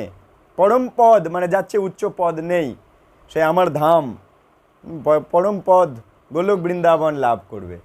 যদি দেহ ছাড়ার সময় গীতার শ্লোক চিন্তা করতে করতে যদি মরতে পারি, আজে বাজে চিন্তা না করে, হ্যাঁ, নাতির কি হবে, নাতনির কি হবে, বৌমার কি হবে, ছেলের কি হবে, ঘরটার ফাটা দিয়ে জল পড়ছে, ওটা ঠিক করিস বাবা, তুইও রক্ষা করিস বাবা, তুইও দেখিস, এসব আজে বাজে চিন্তা না করে, কারুর জন্য কারুর আটকায় না, ও ঠিক কেউ না কেউ কিছু করে দেবে। ওইসব আজে বাজে চিন্তা করলে আবার টিকটিকি হয়ে এসে রক্ষা করতে হবে, কুকুর হয়ে আবার জন্ম নিতে হবে ঘরে, ঘর রক্ষা করার জন্য। দেহ ছাড়ার সময় যে যেমন চিন্তা করবে পরের দেহ তেমন পাবে। কৃষ্ণ এখানে বলছে দেহ ছাড়ার সময় গীতার শ্লোক যদি চিন্তা করে মরতে পারো, তাহলে তুমি ব্যাক টু গডেড, ভগবত ধাম চলে যাবে। বলো নিতাই গৌর প্রেমানন্দ হরি হরি বল। এ হচ্ছে গীতার শ্লোক। গীতার্থমপি পাঠং বা শৃণুয়াদন্তকালতঃ মহাপাতকযুক্ত অপি মুক্তিভাগী ভবেজ্জনঃ। মৃত্যুকালে গীতার অর্থ পাঠ বা শ্রবণ করে মহাপাতকযুক্ত ব্যক্তিও মুক্তিভাগী হয়।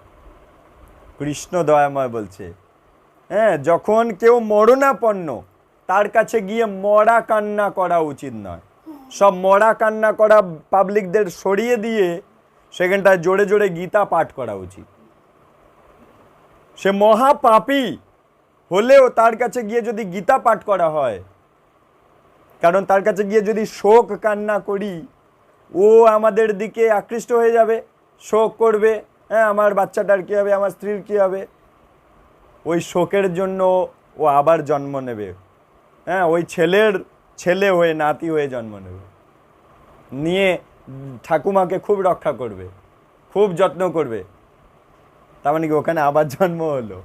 দেখা যায় অনেক নাতি তার ঠাকুমাকে খুব ভালোবাসে, ওই নাতি, ওই যিনি ঠাকুমা তার স্বামী ছিল, তাই আজ ছেলের ছেলে হয়ে এসে ওই ওকে যত্ন করছে, রক্ষা করছে, খুব রক্ষা করছে।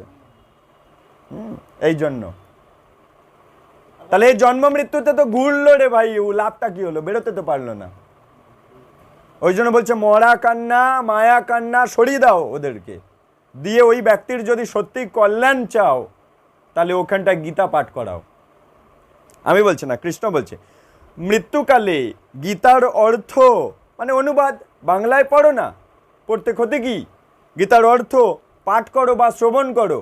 তাহলে আমি পাঠ করছি আর মরণাপন্ন ব্যক্তি শুনছে, হ্যাঁ, শ্রবণ করে মহাপাতকযুক্ত ব্যক্তিও মুক্তিভাগী হয়ে যায়, এই দুঃখের জগৎ থেকে মুক্তি লাভ করে সে। আর যদি মরা কান্না কাঁদবে তাহলে ও আবার জন্ম নেবে, ওই ঘরের কুকুর বিড়াল হয়ে টিকটিকি হয়ে টিকটিক করবে, দেখবে সবাই কে কোথায় কি করছে সব সময়। গীতা পুস্তক সংযুক্ত প্রাণং ত্যক্তা প্রয়াতি যা সবৈকুণ্ঠম বাপ্নোতি বিষ্ণু না সহ মোদতে। বলছে যিনি গীতা পুস্তক সংযুক্ত হয়ে দেহ ত্যাগ করেন, মানে গীতা বুকে নিয়ে মরেছে, গীতাকে এত ভালোবাসে, গীতার মহিমা বোঝে, যে সে জানে আমি মরব, তাই জন্য হসপিটালে যাচ্ছে, মরবে, হ্যাঁ, সে বুঝতে পারছে আমার শরীর খারাপ, হসপিটালে নিয়ে যাচ্ছে ছেলেরা, কিন্তু বলছে বাবা আমার যেখানে বাড়ি নিয়ে যাচ্ছিস আমাকে গীতাটা আমার বুকে, আমার পকেটে থাক। গীতাকে জড়িয়ে ধরে হসপিটালে গেছে, এবার হসপিটালে গিয়ে হয়তো মারা গেল, কি রাস্তায় নিয়ে যেতে অ্যাম্বুলেন্সেই মারা গেল, হতে পারে, কি ফেরত আস্তে আস্তে মারা গেল, হতে পারে। তাই বলছে কৃষ্ণ এবারে বলে দিচ্ছে, কৃষ্ণ নিজে বলে দিচ্ছে গীতা কি জিনিস। বলছে যিনি গীতা পুস্তক সংযুক্ত হয়ে মানে নিজের কাছে রেখে দেহ ত্যাগ করেন, তিনি বৈকুণ্ঠ লাভ করে ভগবান বিষ্ণুর সঙ্গে আনন্দে বিরাজ করেন। তাহলে সে নিজে ভগবানকে ধরিয়ে মরেছে, কৃষ্ণ দয়াময় তাকে ভগবান পাইয়ে দেবে এবং সে এবারে বৈকুণ্ঠ ধাম, আমাদের আসল ঘরের নাম আছে গোলক বৃন্দাবন আর বৈকুণ্ঠ ধাম। এই বৈকুণ্ঠ ধামে তার জন্ম হবে, আর মরতে হবে না, আর বুড়ো হতে হবে না, রোগ হবে না। এখন সে ভগবানকে সামনাসামনি দেখতে পাবে। সেকেন্ডটায় দেখা যায়, এখানে দেখা যাবে না। এটা দুঃখের জগৎ, এটা কারাগার, এখানে রাজা থাকে না। এটা জেলে রাজা থাকে না। রাজার ঘরে তখন রাজার পুত্র হয়ে আমি চলে যাব, যদি আমি গীতাকে বুকে জড়িয়ে মরতে পারি। গীতাকে বুকে জড়িয়ে মরার মধ্যে গর্ব আছে। এটা কৃষ্ণ নিজে বলছে। তিনি বৈকুণ্ঠ লাভ করে ভগবান বিষ্ণুর সঙ্গে আনন্দে বিরাজ করেন। বৈকুণ্ঠম বাপনতি বিষ্ণু না সহমোদতে। যে কোনো কারোর অপারেশন হচ্ছে, বুকে গীতা নিয়ে অপারেশন থিয়েটারে যাওয়া উচিত। হ্যাঁ, অপারেশন থিয়েটারের ঘরে গীতাটা রাখা উচিত। যদি ডাক্তারবাবু একান্ত শরীরের কাছে রাখতে না দেয়, ও বলবে ওই ঘরে রাখো, কোথাও একটা রাখো, কোনো একটা টেবিলে গীতাটা রাখো, তবে আমি অপারেশন হব, নইলে হব না। অপারেশন হতে গিয়ে মা বাচ্চা মরে যায় না? কত অপারেশন হতে গিয়ে ব্যক্তি মরে যায়, কিন্তু সে যদি গীতাকে শ্রদ্ধা করে ওই ঘরে গীতা নিয়ে যায়, ভগবান দেখতে পাচ্ছে সে গীতাকে শ্রদ্ধা করে। ডাক্তারবাবু সরিয়ে দিলেও ভগবান তো দেখতে পাচ্ছে ও গীতা নিয়ে ঢুকতে চাইছে, ভগবান তাকে দয়া করবে।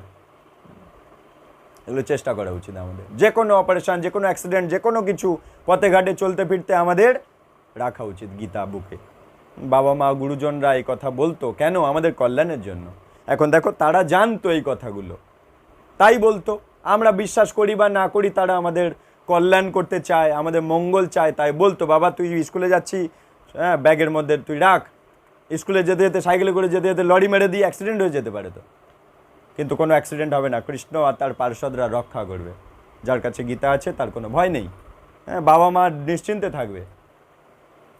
বাবা মা গিয়ে বলছে এই বাড়ি গিয়ে ফোন করে দিবি তুই পৌঁছে গেছিস কি না, কিন্তু আসল কল্যাণ হচ্ছে ওইভাবে হয় না। আসল কল্যাণ তার কাছে গীতা দিয়ে নিশ্চিন্তে তুমি তাকে ছেড়ে দাও, ওর কিচ্ছু হবে না। তার পকেটে গীতা দিয়ে দাও, বাস, ও ঠিক বাড়ি পৌঁছে যাবে, ওর কোনো বিপদ হবে না। এটা কৃষ্ণ নিজে বলছে। আচ্ছা, গীতাধ্যায় সমাযুক্ত মৃত মানুষ তাং ব্রজেত গীতাভ্যাসং পুনঃ কৃত্যা লভতে মুক্তি মুত্তমম। গীতার একটা অধ্যায় সমাযুক্ত হয়ে মৃত্যু হলে, যেমন আমার মনে পড়ে আমাদের যিনি জমি দান করেছেন, ওনার স্ত্রী কদিন আগে দেহ ছেড়েছেন। উনি যেদিন দেহ ছাড়বেন সেই দিন সকালবেলা আমরা গীতা পাঠ করে এসেছি।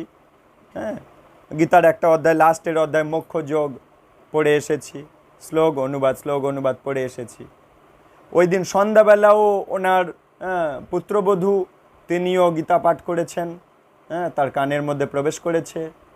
হ্যাঁ, আমরা ডাকলে সে চেয়ে দেখে, তারপর কানের মধ্যে প্রবেশ করছে, সে বুঝুক না বুঝুক প্রবেশ করছে। হ্যাঁ, এখন সেই দিন সন্ধ্যাবেলা উনি শুনিয়েছে, আর 2-3 ঘন্টা পরে সে মাতাজি দেহ ছেড়েছে। বুঝতে পারছি? তাহলে বলছে গীতার একটা অধ্যায় সমাযুক্ত হয়ে মৃত্যু হলে, একটা অধ্যায় শ্রবণ করেছে, করে মরেছে, পুনরায় সে মনুষ্য জন্ম লাভ করে গীতা অভ্যাসের দ্বারা উত্তম মুক্তি লাভ করেন। অর্থাৎ পুনরায় সে মানব জন্ম পাবে গ্যারান্টি, আর গীতা প্র্যাকটিস করবে গ্যারান্টি। অর্থাৎ সে ওই অন্নপ্রাশনের উৎসবের সময় গীতাই ধরবে, কারণ মরার আগে গীতা শুনেছে।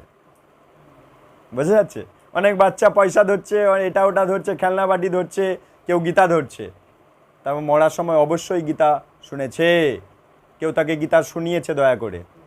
এখন কৃষ্ণ সেটা বলছে যে একটা অধ্যায় সমাযুক্ত হয়ে যদি সে মৃত্যুবরণ করে, তাহলে পুনরায় সে মনুষ্য জন্ম লাভ করে গীতা অভ্যাসের দ্বারা উত্তমা মুক্তি লাভ করেন। গীতা অভ্যাস করার সুযোগ পাবে মনুষ্য জন্ম লাভ করে, এবং সে মনুষ্য জন্ম পেয়ে গীতা অভ্যাস করবেই করবে, এবং সে ওই জন্মেই সেই জন্ম মুক্তি লাভ করে যাবে। তাহলে কারো যদি সত্যিই আমি ভালোবাসি, সত্যিই যদি তার কল্যাণ চাই, তাকে ওই মৃত্যুকালে মরা কান্না না কেঁদে আজে বাজে তার সামনে আচাল পাচাল না পচে তার সামনে গীতা পাঠ করা উচিত, যদি সত্যিই তার কল্যাণ চাই। আর যদি ওর বিপদ চাই তাহলে আজে বাজে ডিজে গান ছেড়ে দেওয়া উচিত তার কানের কাছে।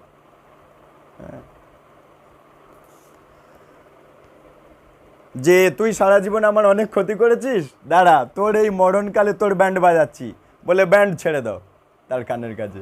তুই তো এখন কিছু বলতে পারবি না, তোর কানের কাছে ব্যান্ড ছেড়ে দিই। আর কৃষ্ণও দেখতে পাচ্ছে, হ্যাঁ, তো একজন মরণাপন্ন ব্যক্তির ক্ষতি চেয়ে তুমি তার কানের কাছে আজে বাজে জিনিস ছেড়ে দিচ্ছ, কৃষ্ণও তোমার ঠ্যাং ভাঙবে। কৃষ্ণ তো পরম সাক্ষী রূপে বসে আছে। তাই তার কল্যাণের জন্য গীতা পাঠ করাও, গীতা শোনাও। অ্যাটলিস্ট নিজে না পড়তে পারো, ইউটিউব থেকে তো গীতা পাঠ ছেড়ে দিতে পারো, বা হরে কৃষ্ণ মহামন্ত্র ছেড়ে দিতে পারো তার কাছে একটা স্পিকার বসিয়ে কি একটা ফোন বসিয়ে। এটাই তার কল্যাণ। তার কানের কাছে হরে কৃষ্ণ যাক, আজে বাজে তার কাছে গিয়ে বকো না। কি লাভ বকে? আর সারা জীবন তো বকা হয়েছে, আবার কি? আর কত আজে বাজে বকবে তার কাছে? মরা কান্না কেঁদে লাভ আছে? তার কাছে হরে কৃষ্ণ মহামন্ত্র ছেড়ে দাও, সে আনন্দের সাথে মৃত্যুবরণ করুক, কারণ তার দেহ ছাড়তে হবে, তো সে উন্নত জীবন পাবে। হ্যাঁ, গীতে তু চারো সংযুক্ত মৃয় মানো গতিং লভেত। কৃষ্ণ বলছে গীতা এই শব্দ উচ্চারণের সঙ্গে মৃত্যু হলেও সদ্গতি লাভ হয়। আমার মনে পড়ে আমার ঠাকুর দাদা যিনি অনিল সাহা, হ্যাঁ, উনি যখন হসপিটালে যাচ্ছে, মৃত্যুর আগে হসপিটালে যাচ্ছে, গীতাকে জড়িয়ে ধরে নিয়ে যাচ্ছে। সারা বৃদ্ধ বয়সে রিটায়ার্ডের পরে এই ভক্তি অনুসরণ করতো খুব সুন্দরভাবে। সব দিন সন্ধ্যা হলে সকাল হলে রামায়ণ মহাভারত পড়তো, ভক্তি অনুসরণ করতো। হ্যাঁ, একদম গাছ থেকে পাকা আম টুস করে পড়ে যায়, গাছও জানে না কখন পড়বে, আমও জানে না কখন পড়বে, পাকা আমটা টুক করে পড়ে যায়। কিন্তু যেগুলো শিলপড়া আম, সে গাছকেও জ্বালায় নিজেও জ্বলে, কিন্তু পড়ে না, পচে পচে পচে পচে তারপর পড়ে। কিন্তু পাকা আম কি পচে পচে পড়েছে নাকি? গাছও জানে না, আমও জানে না কখন পড়বো, টুক করে পড়ে যায়, একদম ফ্রেশ অবস্থায় পড়ে যায়। এই হচ্ছে ভগবানের ভক্তি করার ফসল। যে সারাটা জীবন ভক্তি করে, যে সারাটা জীবন পড়াশোনা করে, সেই ছাত্র পরীক্ষায় হাসতে হাসতে পাশ করে যায়। একইভাবে সারাটা জীবন যদি আমরা ভগবানকে নিয়ে জীবন কাটাবো, তাহলে ওই পরীক্ষা, ফাইনাল পরীক্ষা মৃত্যুর সময় আমরা হাসতে হাসতে পাশ করে যাব, এই দুঃখের জগৎ থেকে বেরিয়ে যাব। আর সারাটা জীবন ফাঁকিবাজি মারলে ছাত্র পরীক্ষার সময় তার কাঁদতে হবে, পরীক্ষার পরেও কাঁদতে হবে। একইভাবে সারাটা জীবন যদি ভগবানকে অবহেলা করে জীবন কাটাবো, তাহলে ওই পরীক্ষার সময় মানে মৃত্যুর সময় পচে পচে মরতে হবে, কাঁদতে কাঁদতে মরতে হবে, এবং মৃত্যুর পরেও আবার পচে পচে মরতে হবে, আবার দেহ পেতে হবে। ভগবানকে ধরে রাখলে আমার মঙ্গল আর মঙ্গল। তাই ভগবানকে ধরে আমাদের জীবন কাটাতে হবে। হ্যাঁ, ওনাকে এত বড় বন্ধুকে ছেড়ে জীবন কাটালো মানে নিজের পায়ে নিজে কুড়ুল মারা। তাই সবচাইতে ভালো বন্ধুকে আঁকড়ে ধরতে হবে, ভালোভাবে টাইট করে ধরতে হবে, কারণ সে সবচাইতে ভালো বন্ধু। হ্যাঁ, তাকে টাইট করে ধরতে হবে। আমরা করি কি তার উল্টো, সবচাইতে ভালো বন্ধুকে আলগা করে ধরি, আর সবচাইতে যার কোনো যোগ্যতা নেই, হ্যাঁ, যে নিজেও এই মৃত্যুর জগৎ থেকে বেরোতে পারবে না, তারা আঁকড়ে ধরি। হবে কি করে? যেমন দ্রৌপদী করছিল, সবার কাছে গিয়ে আঁকড়ে ধরছে, এ বুঝি বাঁচাবে, ও বুঝি বাঁচাবে, ও বুঝি বাঁচাবে, কিন্তু কেউ বাঁচাতে পারছে না। কারণ সবচাইতে বড় যে বন্ধু তার কাছে আগে যায়নি, তাকে আলগা করে ধরেছে, এদেরকে টাইট করে ধরেছে, কিন্তু এদের টাইটটা তো ফসকা গেড়ো, কেউ ওকে বাঁচাতেই পারছে না ওকে। কিন্তু যে পরম বন্ধু তাকে যেই আশ্রয় নিল অমনি সে। এর থেকে শিক্ষা দিচ্ছে আমাদেরকে যে আমাদের সবচাইতে ভালো বন্ধুকে আগে ধরো, সে হচ্ছে কৃষ্ণ। ঠিক আছে? গীতা এই শব্দ উচ্চারণ করে যদি কেউ মরে, হ্যাঁ, তার সদ্গতি লাভ হবে। আচ্ছা, যদ যদ কি কত বাজে? 5:44, 6টা পর্যন্ত নাকি? আচ্ছা, যদ যদ কর্ম চ সর্বত্র গীতা পাঠ প্রকৃতি মত তত্তদ কর্ম চ নির্দোষং ভূত্বা পূর্ণতমাপ্নুয়াৎ। যে সমস্ত কর্ম গীতা পাঠ সহকারে অনুষ্ঠিত হয়, সে সমস্তই নির্দোষ হয়ে পূর্ণত্ব লাভ করে। বিরাট গুরুত্বপূর্ণ কথা কৃষ্ণ বলছে। যে কোনো অনুষ্ঠানে যদি গীতা পাঠের আয়োজন রাখা হয়, তাহলে সেই অনুষ্ঠান পূর্ণত্ব লাভ করবে, পূর্ণ একদম সাকসেসফুল হবে। মনে করো কোনো বাড়ির সন্তান তার বাবার জন্য শ্রাদ্ধক্রিয়ায় বসছে, গীতা পাঠের যদি আয়োজন রাখা হয়, বিশেষ করে শুদ্ধ ভক্তকে দিয়ে যদি গীতা পাঠ করানো হয়, বিড়ি খেকো ব্যক্তিকে দিয়ে গীতা পাঠ করানো যেতে পারে, হ্যাঁ, চা খেকো ব্যক্তিকে দিয়ে করানো যেতে পারে, হাড়গোড় খেকো ব্যক্তিকে দিয়ে করানো যেতে পারে। তা যদি আমি সেই গীতা পাঠ করাবো, সমাজে ভালো ব্যক্তি কে আছে তাকে খুঁজে আনা উচিত, যদি আমার বাবার কাজটা যদি সাকসেসফুল করতে চাই। হ্যাঁ, ঠিক তেমনি তাই বলছে যে এই যে কোনো অনুষ্ঠান, যে সমস্ত কর্ম গীতা পাঠ সহকারে অনুষ্ঠান করা হবে, সে সমস্ত নির্দোষ হয়ে পূর্ণত্ব লাভ করবে। হ্যাঁ, কোনো শ্রাদ্ধক্রিয়ায় বসেছে ছেলে, সেইখানে যদি গীতা পাঠের আয়োজন করা হয়, যেমন এই বৈষ্ণবীয় কালচারে দেখবেন, হ্যাঁ, কারো গৃহে শ্রাদ্ধক্রিয়া হচ্ছে, সেখানে 4 জন ব্যক্তি গীতা পাঠে বসে, এই 18টা অধ্যায়কে 4 জন ভাগ করে নেয়, নিয়ে সে ওই শ্রাদ্ধক্রিয়ার সময় সে 2টো চ্যাপ্টার, এ 2টো চ্যাপ্টার, ও 2টো চ্যাপ্টার, কি 5টা চ্যাপ্টার, এ 5টা চ্যাপ্টার, এ 5টা চ্যাপ্টার, এ 5টা চ্যাপ্টার পড়ে শেষ করে ফেলবে। পুরো 18টা অধ্যায় একদম পুরো গীতার সব শ্লোক পড়ানো হয়। কৃষ্ণ এখানে নিজে বলে দিচ্ছে, যে কোনো কর্ম সাকসেসফুল হবে যদি সেই কর্মে গীতাকে বসানো হয়, গীতা পাঠ করানো যদি হয়, সাকসেসফুল হবেই, কৃষ্ণ নিজে বলছে। যেমন আমাদের গ্রামে আমি দেখেছি, আমাদের গ্রামের ভক্তরা বুঝতে শিখে গেছে, নাতির জন্মদিন এমনি প্রতি বছর জন্মদিন পালন করে না বাড়িতে, জন্মদিন উৎসব হচ্ছে, পরমান্ন, কেক, বেলুন টেলুন লাগিয়েছে, সবাইকে ডেকেছে, ভক্তদের ডেকেছে, এমনি সাধারণ বন্ধু বান্ধব সবাইকে ডেকেছে, ভগবানের ভোগ লাগিয়েছে, প্রসাদ রূপে সবাইকে দেবে, কিন্তু গীতা পাঠের আয়োজন করেছে। আমি সত্যি আমার ভালো লাগে যে এরা বুঝতে শিখেছে। এই পড়াশোনাগুলো তো অলরেডি মন্দিরে হয়েছে, বহুবার হচ্ছে, তারা বুঝে গেছে। একটা সামান্য প্রতি বছর বাচ্চার জন্মদিন উৎসব সেলিব্রেশন হয়, কিন্তু উৎসবে সে গীতা পাঠ করায়। আর অন্যান্যদের বাড়িতে জন্মদিনে কি হয়, হ্যাঁ, প্রাণী কাটা হয়, মানে জন্মদিনে মৃত্যুর বন্যা বইয়ে দেওয়া হয়, জন্মদিনে রক্ত গঙ্গা বইয়ে দেওয়া হয়। তাহলে কোনটা শুভ? আর এরা ভগবানের ভোগ লাগাচ্ছে, প্রসাদ রূপে সবাইকে দিচ্ছে, প্লাস গীতা পাঠের ব্যবস্থা করছে। তাহলে ভক্তরা বুঝতে শিখে গেছে, বুদ্ধিমান তারা। হ্যাঁ, এই জন্য তাদের প্রতি আমার শ্রদ্ধা জাগে যে সত্যি এরা বুঝতে শিখে গেছে। তাহলে জন্মদিন উৎসব গীতা পাঠ করাও। হ্যাঁ, যেমন বিবাহ উৎসব, এই বৈষ্ণবীয় কালচার, বিবাহ কিন্তু গীতা পাঠ, যে কোনো উৎসব গীতা পাঠ। অন্নপ্রাশন, মুখে অন্ন দিচ্ছে, প্রথম মুখে অন্ন দিচ্ছে, অন্নপ্রাশন উৎসব গীতা পাঠের আয়োজন। তারা বুঝতে শিখে গেছে। তাহলে সেই অন্নপ্রাশন উৎসব, সেই জন্মদিন উৎসব, জন্মদিনে সবার, হ্যাঁ, ভগবান তার সেই জন্মদিন উৎসবটা ভগবান নিজে সন্তুষ্ট হয়, তার আয়ু বাড়েছে, নীরব থাকে, তার জ্ঞান, মেধা, স্মৃতি সব কিছু ভালো থাকে, তার সভ্যতা, ভদ্রতা, নম্রতা সব একদম সুন্দর থাকে। বাচ্চাটা যার কল্যাণের জন্য করা হবে। একইভাবে শ্রাদ্ধক্রিয়া থেকে শুরু করে যে কোনো অনুষ্ঠানে যদি গীতা পাঠ করা হয়, ভগবান নিজে দয়া করে আশীর্বাদ করে সেই অনুষ্ঠানে, যার উদ্দেশ্যে করা হচ্ছে তাকে আশীর্বাদ করে। কি সাধ ভক্ষণ থেকে শুরু করে যে কোনো অনুষ্ঠানে গীতা পাঠ করলে ভগবান আশীর্বাদ করবে। হ্যাঁ, আর ভগবানকে বাদ দিয়ে অনুষ্ঠান করলে কি ভগবানের আশীর্বাদ পেলাম না, তার হাড়গোড় খেকো ব্যক্তির আশীর্বাদ নিয়ে কত আশীর্বাদ পাবেন আপনি? তারা তো হাড়গোড় খেয়ে পাপে ভর্তি তার দেহটা, কি আশীর্বাদ করবে সে? তাই না?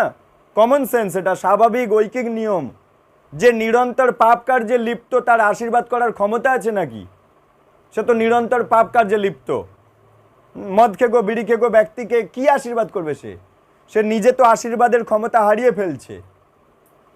পুণ্য কর্ম, সভ্য কর্ম, ভগবত কর্ম আশীর্বাদের ক্ষমতা দেয়, আর পাপ কর্ম অভিশাপ, হ্যাঁ, সে শুধু নেগেটিভ জিনিস তার।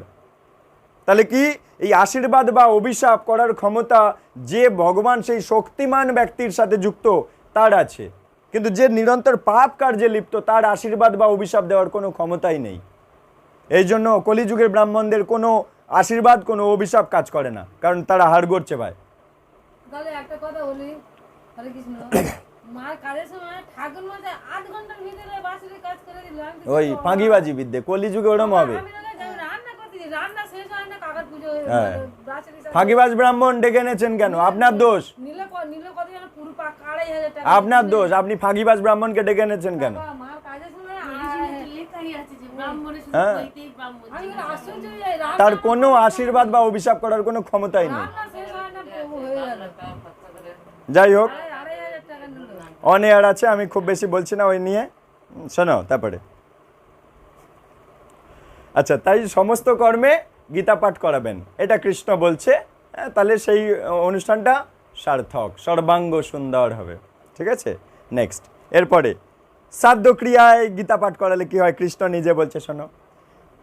পিতৃন্নুদ্দিশ্য শ্রাদ্ধে গীতা পাঠং করোতিহি সন্তুষ্টা পিতরস্তস্য নিরয়াদ জান্তি স্বর্গতিম।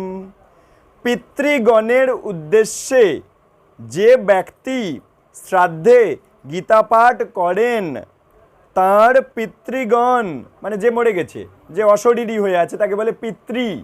সেই পিতৃগণ সন্তুষ্ট হন ও নরক থেকে স্বর্গে গমন করেন। তাহলে যদি বাপ মাকে মরে গেছে, যে মরে গেছে গৃহে, তাকে যদি নরকে পচিয়ে পচিয়ে মারতে চাও, তাহলে গীতা পাঠ করিও না।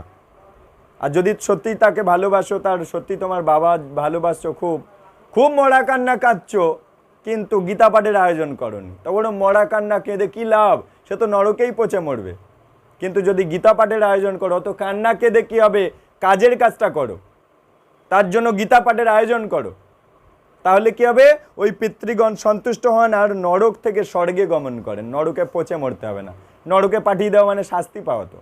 হ্যাঁ, ওই শ্রাদ্ধ ক্রিয়ায় মাছ মাংস আমিষ তার মুখে দেওয়া মানে একদম নরকে যাওয়ার গ্যারান্টি, সার্টিফিকেট করে দেওয়া যে তুই নরকে পচে মর।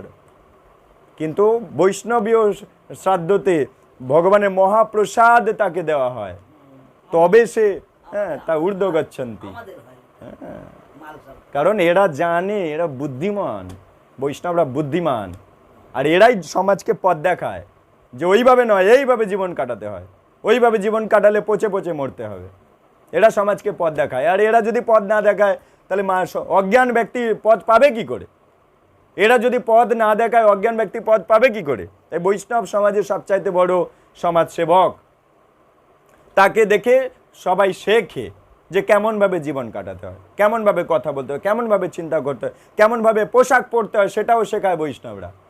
কেমনভাবে কখন ঘুম থেকে উঠতে হয়, কখন ঘুমাতে যেতে হয়, কী খেতে হয়, কী চিন্তা করতে হয়, কী কথা বলতে হয়, কেমনভাবে আচরণ করতে হয়, সব কিছু শেখায় কৃষ্ণ ভক্তরা। তাদেরকে অনুসরণ করলে আমার জীবনে মঙ্গল হবে।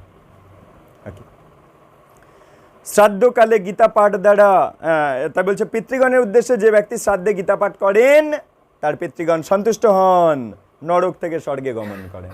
তাহলে বাবা সন্তুষ্ট হবে, বাবার কাজে যদি আমি গীতা পাঠ করাই, তাহলে বাবা যদি সন্তুষ্ট হয়, আমাকেও আশীর্বাদ করবে, এবং তিনি নরক থেকে স্বর্গে চলে যাবেন। তারপরে শোনো, এবার কৃষ্ণ বলছে, গীতা পাঠেন সন্তুষ্ট্যা পিতর শ্রাদ্ধতর্পিতঃ পিতৃলোকং প্রয়ান্তেব পুত্রাশীর্বাদ তৎপরঃ। এই দেখো, পুত্রকে আশীর্বাদ করে। কি বলছে শোনো, কৃষ্ণ বলছে, আমি না শ্রাদ্ধকালে গীতা পাঠ দ্বারা শ্রাদ্ধ তর্পিত মানে শ্রাদ্ধ তর্পণ, শ্রাদ্ধ তর্পিত পিতৃগণ মানে যার উদ্দেশ্যে শ্রাদ্ধে তর্পণ করা হচ্ছে, পিণ্ডদান, ভগবানের মহাপ্রসাদ পরমান্ন, ভগবানকে ভোগ লাগিয়ে সেইটা গাঢ় পরমান্ন, তাকে পিণ্ডদান করে ছেলে ওই কাজে বসে, শিখা রেখে তিলক সেবা করে বসে, কাজে বসে।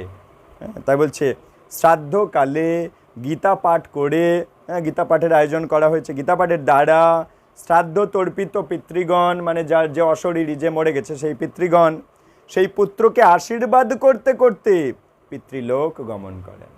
পুত্রকে আশীর্বাদ করবে যদি তার উদ্দেশ্যে গীতার আয়োজন করো।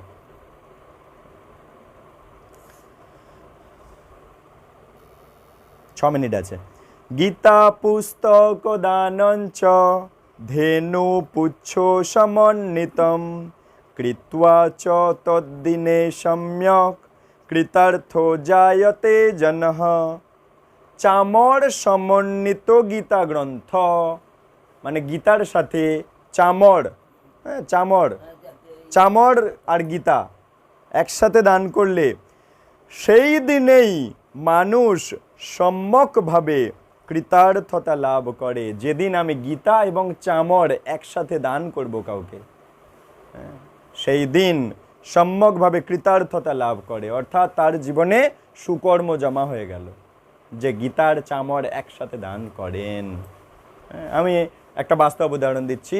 এই যে ওই যে মা দুর্গা নার্সিংহোমের ওই মাতাজি, হ্যাঁ, অক্ষয় তৃতীয়ার দিন ঠিক পুণ্যিপাত্র, মানে পাত্র, তাতে চাল ডাল সবজি, হ্যাঁ, মানে পিতলের ছোট ঘটে জল ভর্তি, হ্যাঁ, তাতে গীতা চামর এগুলো সব একসাথে দান করছেন। তাহলে উনি এই পড়াশোনাগুলো করেছেন, তাই অনেক বাধা সত্ত্বেও তিনি এইভাবে দান করছেন, কারণ এই পড়াশোনাগুলো করেছেন। উনি জানেন যে গীতার সাথে আর কি কি দিতে হয়, দিলে গীতা দান যোগ্যটা সম্পূর্ণ হবে এবং জনম জনম উনি ওই রকম, হ্যাঁ, ওই রকম উনি সম্পদ, আজ যা সম্পদ আছে ওনারই সুকর্মের ফসল, আগামী জন্মেও যে সম্পদ ঘরে জন্ম হবে সেই সুকর্মেরই ফসল, বা সে ভগবানের কাছে চলে যাবে। তাহলে তো আর কোনো জন্মই নিতে হলো না, তারও উত্তম। পুস্তকং হেম সংযুক্তং গীতায়া প্রকরোতি যহ দত্তা বিপ্রায় বিদুষে জায়তে ন পুনর্ভবম। পণ্ডিত ব্রাহ্মণকে যিনি সুবর্ণ সংযুক্ত গীতা দান করেন তার আর জন্ম হয় না। হ্যাঁ, তাহলে ব্রাহ্মণ, এই যে ব্রাহ্মণ, এখন খোঁজ লাগাতে হবে কে সৎ ব্রাহ্মণ। অসৎ ব্রাহ্মণকে দিয়ে আমার কি হবে, কারণ সে নিজেই তো গীতার কোনো উপদেশ মেনে জীবন কাটায় না। যিনি চারটে নিয়ম মেনে চলে সে হচ্ছে সৎ ব্যক্তি। সে হচ্ছে আমিষ বর্জন করে দিয়েছেন, নেশা বর্জন করে দিয়েছেন, দুধ ক্রীড়া তাসপাশা জুয়া লুডো লটারি কাটে না যে, আর যে অবৈধ সঙ্গ করে না, মানে নিজের স্ত্রী বাদ দিয়ে অন্য কারোর কাছে যায় না, এই চারটে নিয়ম যে মেনে যে ব্রাহ্মণ সে হচ্ছে সৎ ব্রাহ্মণ। বোঝা গেল? চারটে নিয়ম মেনে যার গলায় পইতে আছে সে হচ্ছে সৎ ব্রাহ্মণ। চারটে নিয়ম মানে এবং বৈষ্ণব ব্রাহ্মণ সেই হচ্ছে খাঁটি ব্যক্তি, তাকে দিন। আপনি দেবেন তো ভালো ব্যক্তি খোঁজ করুন, যদি আপনি না জানেন আপনি বলুন, যারা জানে তারা আনিয়ে দেবে সেই ব্যক্তিকে, তাকে দিন। যে বুদ্ধিমান সে ঠিক খুঁজে বের করবে কোথায় সৎ ব্রাহ্মণ আছে। যেমন মা বুদ্ধিমান, তাই প্রশ্নটা করলো কোথায় গেলে সেই সৎ ব্যক্তিকে পাবো যে কিনা এই চারটে নিয়ম মেনে চলছে। হ্যাঁ, কিন্তু সে নিজে আমিষ খাচ্ছে, তাকে আমার দিয়ে লাভ কি আছে? সে তো পাপ কর্মে যুক্ত, আর আমি তাকে আরো দিচ্ছি সম্পদ, তুমি আরো পাপ করো, তাহলে কি আমিও তো পাপের ভাগী হয়ে গেলাম? ব্যাপারটা বুঝুন। হ্যাঁ, এখানে বলছি কি পণ্ডিত ব্রাহ্মণকে যিনি সুবর্ণ সংযুক্ত এই গীতা যিনি দান করেন, সোনা প্লাস গীতা, এক টুকরো সোনা দিল, গীতা দিল, আছে দিচ্ছে, নতুবা গীতার সাথে চামর দিন, ছোট্ট চামর কিনে দিন, ঠিক আছে? তো যিনি দান করেন তার আর জন্ম হয় না, তার আর জন্ম হয় না। কৃষ্ণ নিজে মুখে বলছে, হ্যাঁ, জায়তে ন পুনর্ভবম, এই পুনরায় ভব সংসারে আর তার জন্ম নিতে হবে না, এবারে ভগবানের কাছে জন্ম হবে। আর সেখানে জন্ম একবার হবে, আর মরবে না সে, ওই জন্মই থাকলো, আর তার রোগ হবে না, বুড়ো হবে না সে। বুড়ো হওয়া মানে জ্বালা, তো নিজে জ্বালায় জ্বলবে আর অপরকে জ্বালিয়ে মারবে। বুড়ো হওয়া মানে কি? নিজে জ্বলবে অপরকে জ্বালাবে, না শুনতে পাবে, না কোনো কিছু করতে পারবে। হ্যাঁ, তাহলে এই বার্ধক্য মানে আমি নিজে কষ্ট পাচ্ছি প্লাস অপরকে কষ্ট দিচ্ছি, এই রকম সমস্ত সমস্যার সমাধান হয়ে যাবে যদি আমরা গীতাকে আশ্রয় নেব। ঠিক আছে? এই দেখো এবারে এই লাস্ট শ্লোকটা বলে শেষ করব আর উদাহরণও দেব। শত পুস্তক দানঞ্চ গীতায়া প্রকরোতি যহ স্বজাতি ব্রহ্ম সদনং পুনরাবৃত্তি দুর্লভম। যিনি 100খানি গীতা দান করেন তিনি পুনরাবৃত্তি দুর্লভ ব্রহ্মধামে গমন করেন। ব্রহ্মধাম অর্থাৎ বৈকুণ্ঠ ধামে গমন করেন তিনি। হ্যাঁ, পুনরাবৃত্তি দুর্লভ, পুনরায় আর এই জগতে আবৃত্তি হতে হয় না। হ্যাঁ, যিনি 100 গীতা দান করেন, ওই মা যার উদাহরণ নেওয়া হচ্ছিল উনি টার্গেট নিয়েছেন আমি 100 গীতা দান করব ক্রমে ক্রমে। হ্যাঁ, এই অক্ষয় তৃতীয়াতে কয়েকটা করলো, আগামী অক্ষয় তৃতীয়াতে কয়েকটা করবে। এইভাবে ওনার জীবনের উদ্দেশ্য আমি 100টা গীতা দান করে তবে যেন মরতে পারি। কেন? এই মাহাত্ম্য পড়াশোনা উনি করেছেন, তাই বুঝেছেন যে কৃষ্ণ নিজে মুখে কি বলেছে 100 গীতা দান করলে কি হয়। এক বছর আগে এখানটা গীতা দানের উৎসব হলো না, 2000 গীতা দান হলো। ওই ওই বাইরে ওই হ্যাঁ, 2000 গীতা দান হলো। এই বইটা ওই বইটা পেয়েছি তো। এই বইটা, ঠিক আছে। আর এখনো এই বইটা ফ্রিতে পাওয়া যাচ্ছে শুধু এই একটা বইয়ের সাথে।